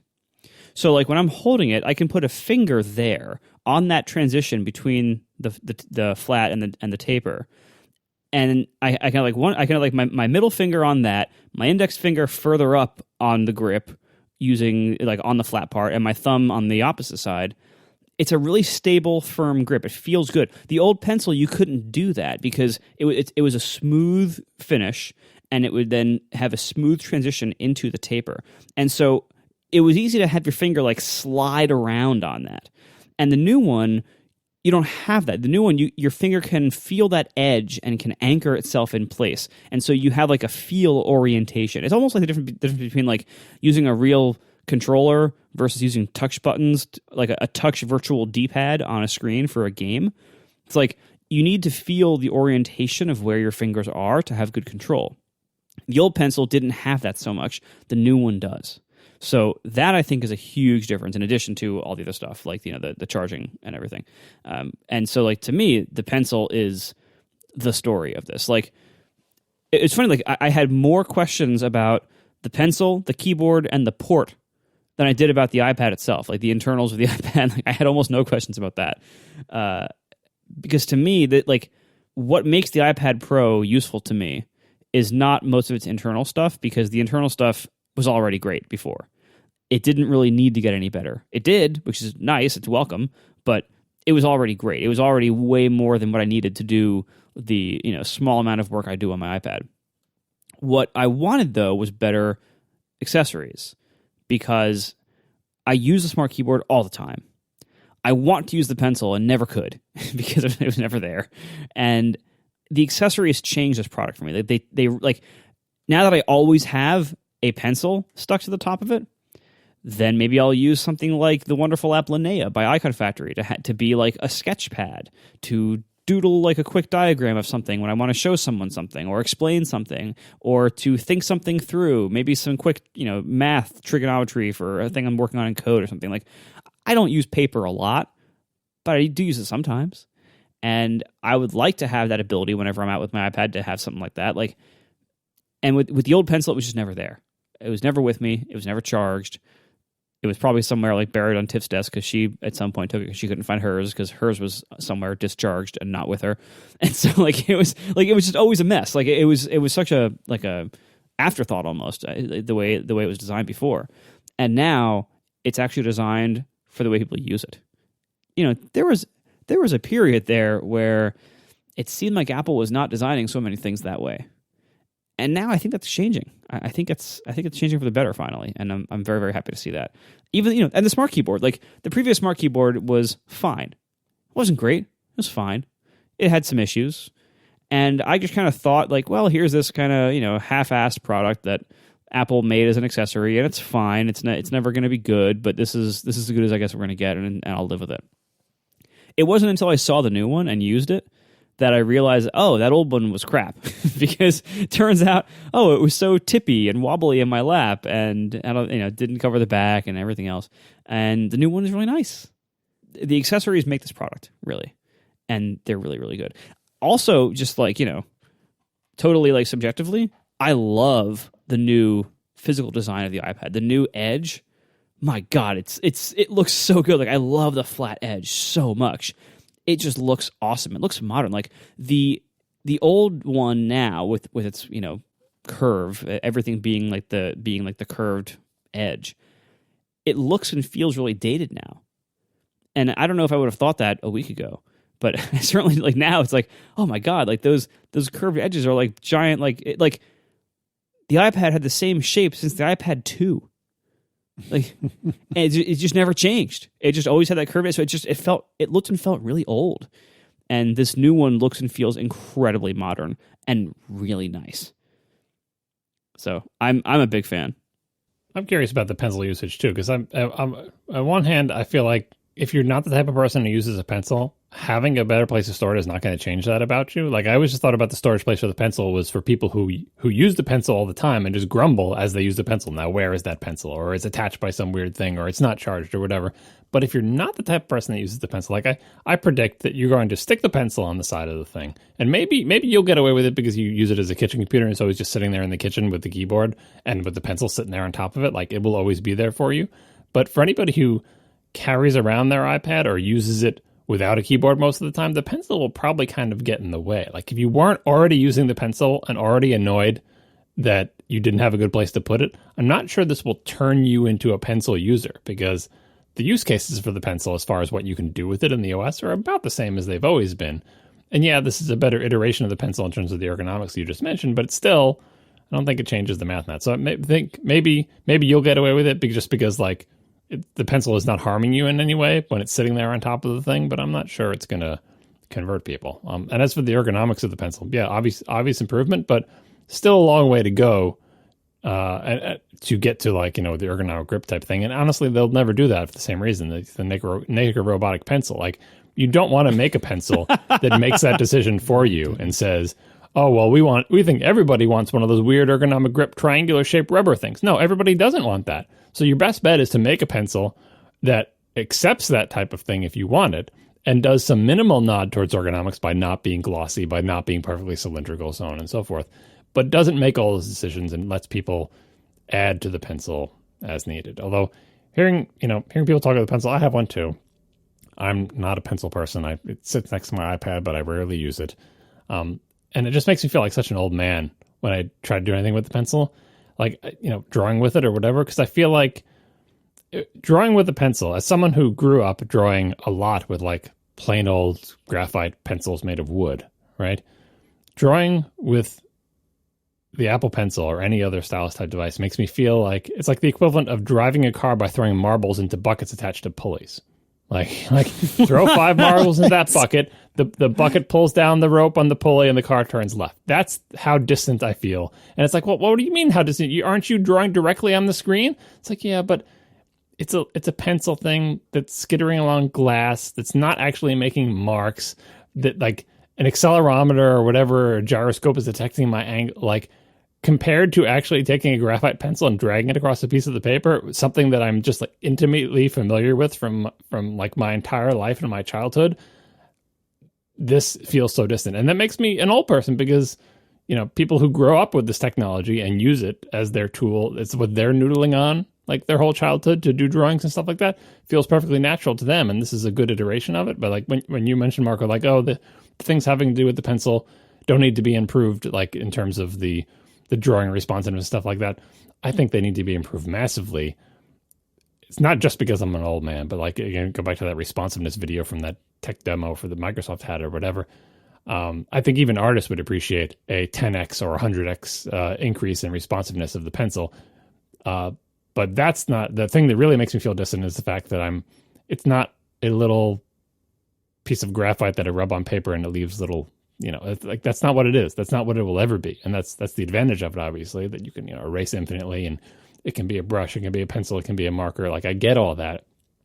But every time I use it, I just feel like I would never choose to draw this way. And that's what makes me feel old. Like that I can never go away from the actual pencil if I ever wanted to draw something, right? I don't know. I don't know if you feel that way and use it, like in terms of if you're just going to draw math problems or whatever, would you feel like, I would feel better drawing this math problem on a piece of paper with a pencil, even though you're not actually like, it's not an artistic endeavor, you're just drawing like equations and stuff, or does it just feel fine to you? I'm not picky about that kind of stuff, so I really can't say. Not picky is wonderful. We are brought to you this week by Betterment. Outsmart average. For more information, visit betterment.com/ATP. Betterment is the smart way to manage your money. You're not the average investor, so why settle for the same old average investing? With Betterment, they're an online financial advisor for people who refuse to settle for average. They have cutting-edge technology combined with human expertise to build personalized portfolios for you and help you make more from your investments. Then they guide you along the way with advice to help you make smart financial decisions. They bring all of this to you for one low, transparent fee, so you can plan for retirement, reach your financial goals, and make the most of your money. Don't settle for average investing. Demand better with Betterment. For more information, visit betterment.com/ATP. Sign up today, and listeners can get up to 1 year managed free. Investing involves risk. Once again, betterment.com/ATP, and listeners can get up to 1 year managed free. Thank you so much to Betterment. Betterment, outsmart average. Anyway, let's move on to Ask ATP. And we have a few questions, as usual, today, starting with Jonathan Bowling, who asks, in what ways has being a programmer changed the way you think in other areas in life? What's the oddest experience you've had of applying programmer thinking to something else, especially in your personal life?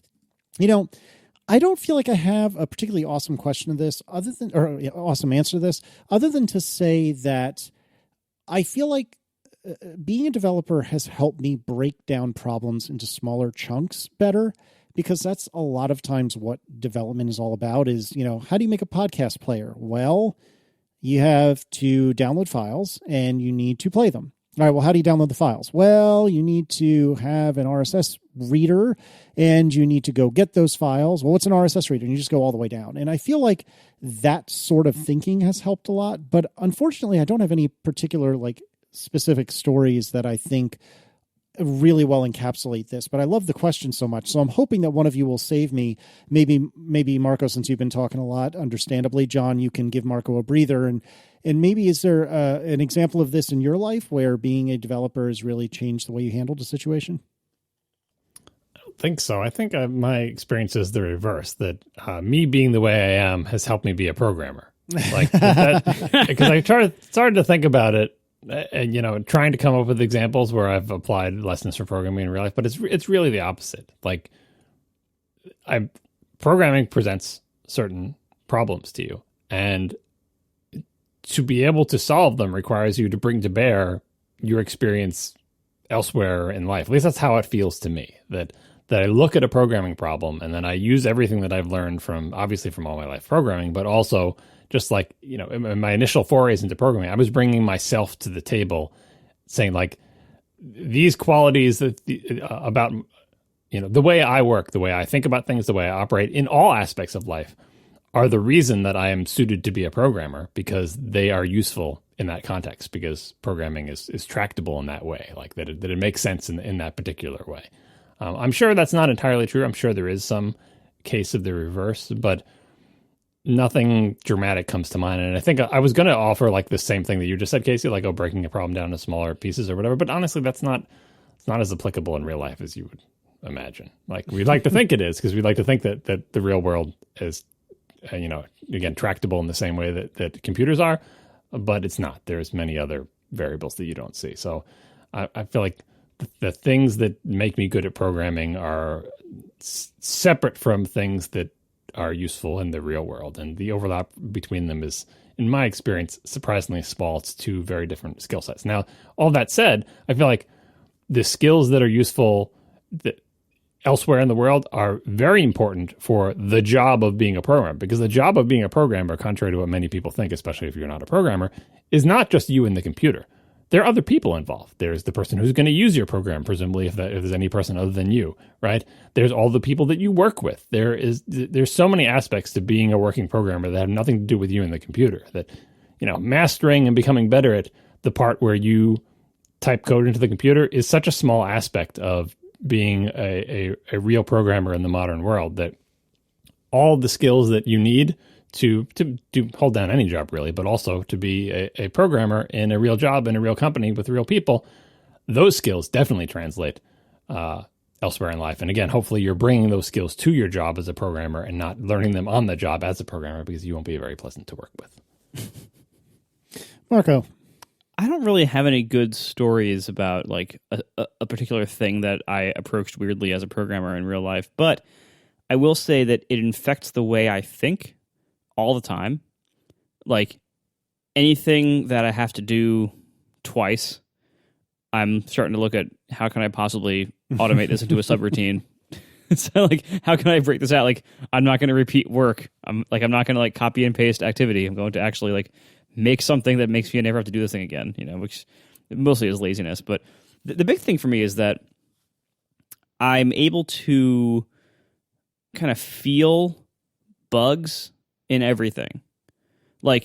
Whenever we're in the world and something that we're interacting with or depending on or trying to use doesn't work quite right, I can usually kind of feel intrinsically why. I'm oh, they're having slave lag on their back end. or something. It's I can feel like, oh, I know this problem. I've seen this problem. I've caused this problem. Like this, like, oh, it's like this is clearly like, oh, they didn't, the screen didn't refresh in time, and there's a race with this other thing, and if you go back out and go back in, it'll fix that. It's like I can kind of feel by just observing the symptoms of how things are not working correctly.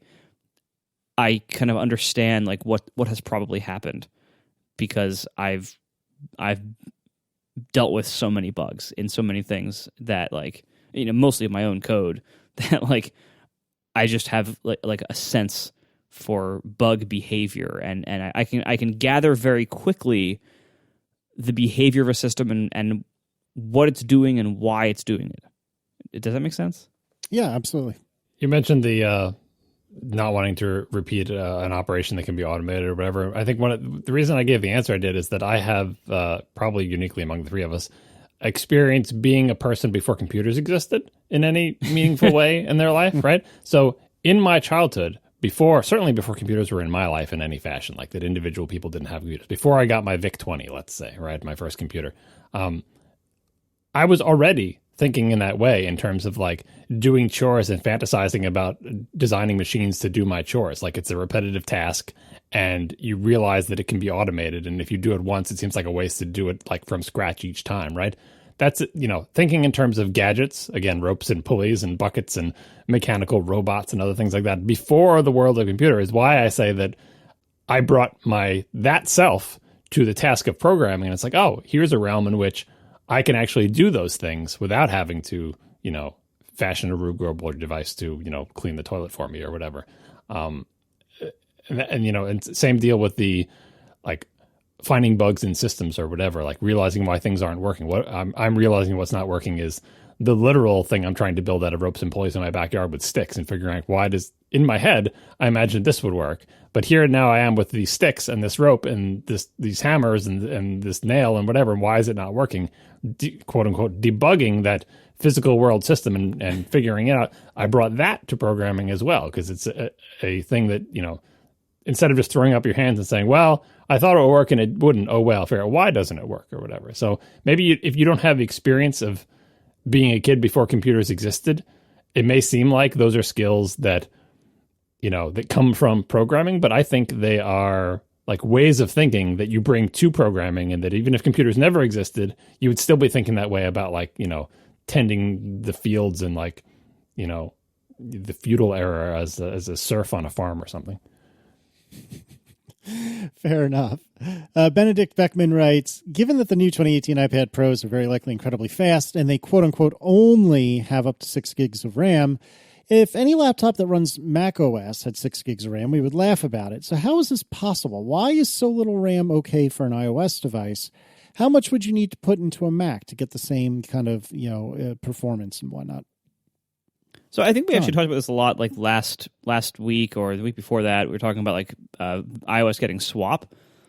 I think much of that discussion holds. Where basically like iOS has been designed from day one, and the entire software ecosystem has been designed from day one to be very careful with how much memory it uses, because the system has such a hard wall. Like if you try to take more than what is available to you, you just crash. Like that's it. Like you crash hard.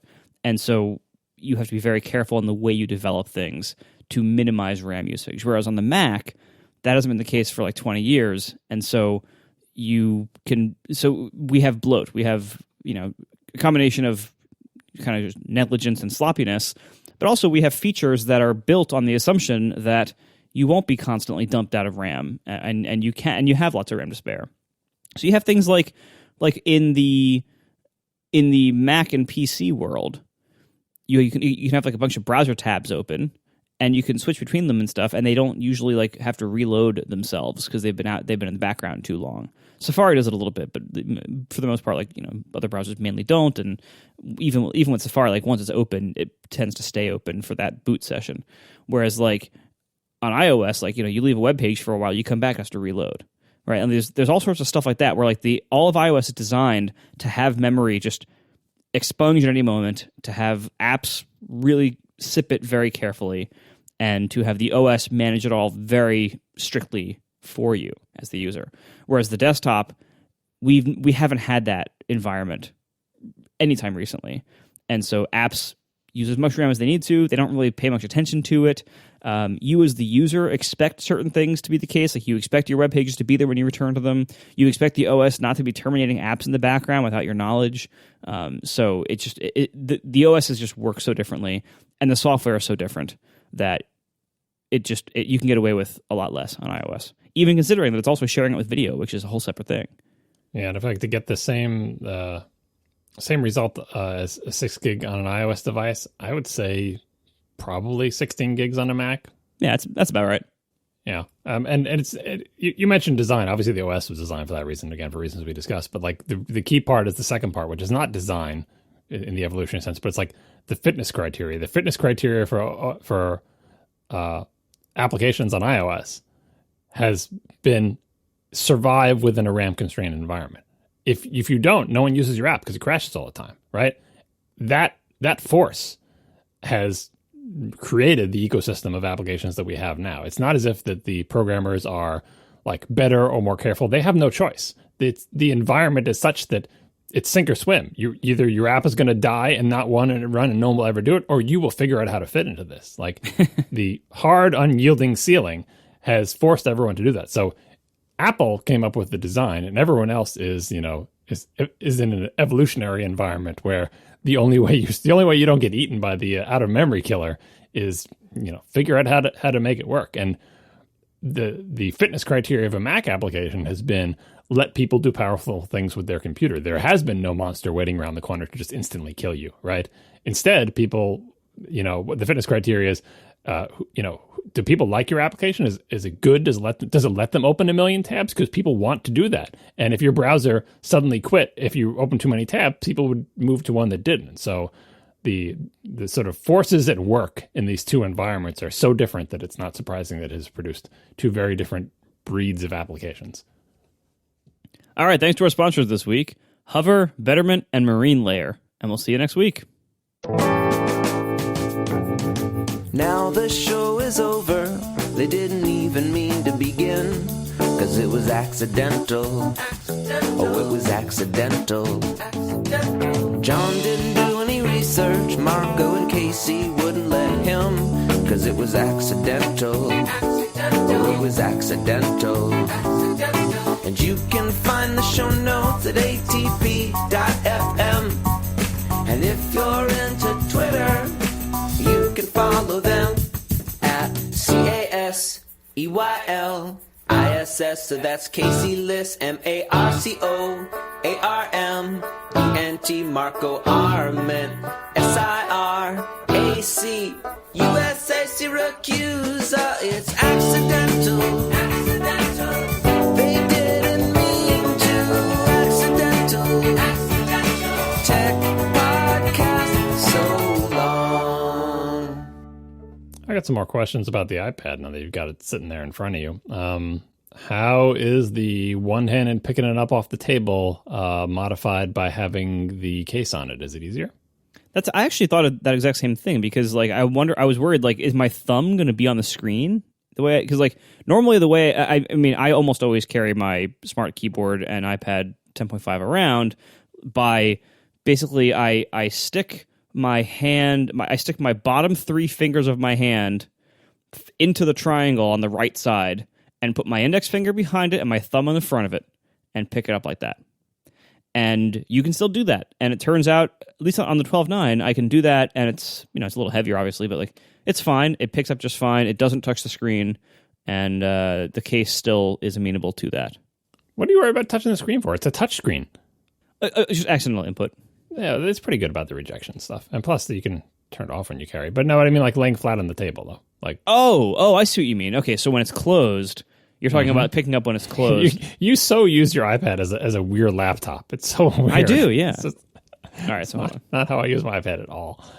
It's not easy to pick up off the table one-handed. I'll tell you that. If it's two-handed, you've got the case on it now, with the smart case, thing. Yeah, the whole folio with that on. Yeah, it's easier, because the folio, the side that has the keys is thicker than the side that doesn't.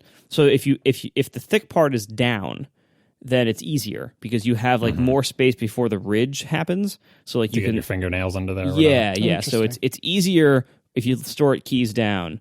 But either way, it's very hard to do one-handed without the whole thing just sliding to the right to the direction. I assume you didn't ask Apple about this. No, I didn't because I never do this. I didn't have it on the list of questions, but I probably you brought the kitchen scale to weigh the case. I would have put the thing flat on the table and said, "How am I supposed to pick this thing up one-handed?" You guys, it would have been a challenge. It would have been like Thor's hammer in the Avengers movie. Everyone will gather around. Everyone in this room is now going to try to pick this up with one hand, and we're all going to see how we do it. Because, like, I guess they can refuse to do it, but if they accept the challenge, there's some pressure for them to make it look like it's not that hard, right? Of course, if they're going to use the Marco deflection technique, they would say, "Tell me, why do you want to pick it up with one hand?" They'd be like, "Just pick up the damn iPad." Okay, I'm absolutely going to try this in the Apple Store because I'm excited about the possibilities. I think I have a little bit of now. Like where I store my iPad is sitting on top of its case. It has. I know you're shocked to hear this, but I have a pouch for my iPad. I mean, you've seen it. No, you've surely seen it, right? You don't. I brought a WC every year. I brought my thing.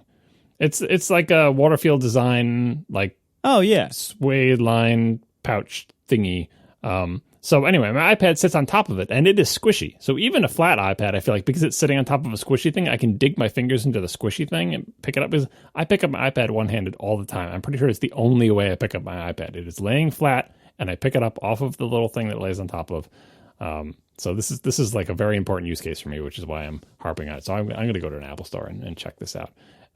You should compare it to like make the naked iPad and see if it is impossible to pick up, like face down, naked, face down, 12.9-inch iPad, one-hand pickup. This is the new Olympic event. I mean, I would never store my iPad face down because I would be worried about the screen getting scratched. Of course not. You're not a monster. Yeah, I can't do it.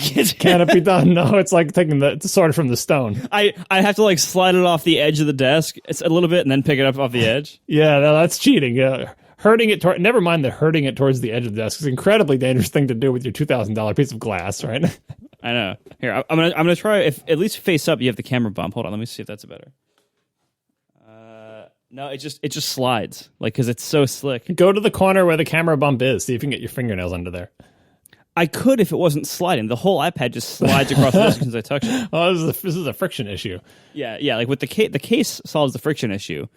But so I think the bottom line is you're going to want this in a case. All right, now to be fair, to make this scientific, go grab an iPad Pro or some other like non-rectilinear iPad and put it in the same scenarios and see. All right, 1 sec. Because if you put that one face down, the curve works against you, right? Like again, no one should be putting their iPads face down. We're not animals here. Go get the one you killed the cricket with. Now Marco is furiously digging through the mountain of boxes that are in his office right now. Yeah, it's true. Okay, I'm back with my 10.5. Welcome back. So is it in a case or anything? It's in the smart things, smart keyboard. All right, so 10.5 is easy to pick up face down. It's super easy face down with the case because there's a huge gap because the case is like kind of stepped. It has like the thicker keyboard part and the thinner non-keyboard part. So you just grab that gap. It's super easy. Let's see if it's keyboard down. Yeah, you can still do it if it's like case back down, keyboard up. You can still do it super easily by grabbing the edge. Yeah, that works totally fine. All right, now let me try no case. All right, no case normal first because that should be straightforwardly easy. Screen up, super easy. Yeah, screen up, super easy because the curve does that for you. Screen down, can't do it. Yeah, that's the curve is working against you instead of for you. Yeah. But yeah, I would say if grabbing something off the table one-handed is a move that you do often with your iPad while it is closed, then by all means, maybe don't get this iPad. or while it's open, if you have, I guess you don't have the non-keyboard case, like whatever, like the regular Folio Smart thing. That's just not no for this model. Anymore. I had for previous iPads. I had that one. It's fine. Yeah, that's probably what I'm going to get. My wife was concerned about your complaint about the keys being facing out the back. Like if you were to flip the keyboard cover around, does that feel as weird as you thought it would? Let me see. Back to this. I'm joking all these iPads for you, John. Let's see. Yeah, It's not as bad on the 12.9 because there's more height on the bottom. So basically, when you flip it around, when you put the keyboard against the back of the iPad and just try to hold it like a regular caseless iPad, but with the keyboard still attached, basically the keys are facing out on the top half of what you're holding. So if you keep your hands low and you're only holding the bottom half, you don't really hit them. Again, you're talking landscape, like a crazy person who uses their iPad in landscape all the time. Yes, if you're holding it in portrait, if you're holding it like pencil side to the right, then you're going to want to be holding the iPad with your left hand. That will avoid pushing the keys. Oh, well, since the orientation doesn't matter, you can just rotate it the other way. I mean, your Apple logo will be upside down, but you can't see that anyway. True, yeah. All right. I mean, we're going to go to the Apple Store and check it out. So the ability to rotate it so that whatever hand you're using to grip it is gripping the non-keyboard section of the thing seems like could be good. Yeah. So, John, remind me, you have not ordered anything as yet because you want to go to the Apple Store, as you just mentioned? I ordered a homework laptop. Oh? Yeah, MacBook Air. I told you I was going to get that. So I've ordered the new MacBook Air. It's, what did I get? Specing it out was so painful. I have a bunch of stuff in the notes that I guess we'll talk about next week about the prices, the relative prices and power of the various products in Apple's lineup, at least the portable-ish ones. But when speccing it out, like I don't want to pay a lot for this muffler, and I don't want to pay a lot for a homework laptop. But reference acknowledged. I also don't want to. You don't want to buy something like I want this thing to last a long time. I don't want it to. I just want this to be the last homework laptop I ever have to buy for at least one of my kids. Like he's a freshman in high school. He can go through 4 years of high school with this laptop. Will be fine because all they're using is Google Docs. I'm like, why can't you just use it on your iPad? They're like, they make a groaning noise. Anyway, so I don't want to buy a new laptop, so I don't want to get it with the minimum specs. And the minimum specs are low, like 128 gig SSD is not like the default one or the lowest one. Yes, that's not enough to do anything. Like both of these kids have devices they take photos on, and both of them, have enough photos that if they're both going to have accounts on this thing, and if they both allow their photos things to run, and even if they put optimized storage, quote unquote, they're going to fill the disk with their photos. And it's like, well, maybe don't let them bring the photos on. Like they need them. The thing is, for school assignments these days, they need photos. Like they take photos. Like the school assignment is like, get a photo of your family and do it. Like they're going to need their photo collections on there, so they're going to have photos on there, and they're going to this is what I'm thinking about. So I had to up the SSD, but I'm not going to pay for a 1.5 terabyte SSD. Now it's like expensive as a MacBook Pro. So all I could do was 512, which is like too much money because Apple charges an arm and leg for the charge, but I could not buy this thing with 128. So I got a 512 gig SSD, which I feel like is going to be tight for two kids with photos, but it's enough that I feel like we'll get by. And maybe Apple will actually improve its optimized storage thing in photos someday and not have it eat all my disk space. And then for RAM, I had to get 16 because from my experience, having these two kids log into my wife's iMac, which also has 16 gigs of RAM, you get 3 people logging in, 4 people, 16 gigs starts to get stressed, 2 people. It can handle it. 8 is too little. So I got 16 gigs, 512, and those are basically the only choices you have because you don't get to pick CPU or anything like that. And I got AppleCare because, again, my children have destroyed the 2011 MacBook Air that they had, eventually totally killing it.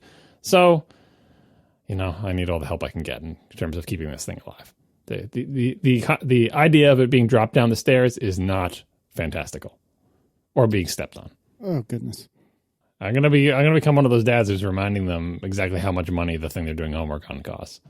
Please don't break it, because like all the hand-me-down iPads, like whatever, like we knew they were going to destroy them, and they do, right? And my son just asked for a new smart cover for Christmas because he destroyed the smart cover on his iPad. How can you destroy the smart cover? Like, what is there to destroy? He found a way. It looks like it's been chewed by dogs. Like, it's just it's disintegrated. It's the same age. I think it's newer than like the smart covers on like the adults' iPads, but somehow I don't know what he does to it. It just anyway. And yeah, they destroyed a 2011 MacBook Air, but it was a hand-me-down computer. It's like you expect. The whole point is you hand down the older devices to your kids and they destroy them. But this is a brand new 2018 laptop that costs a ton of money. And I'm just going to say, here you go, kids. Use it for homework only. Don't eat near it. Don't leave it on your floor. Don't drop it down the stairs. Don't step on it. I don't know how this is going to go.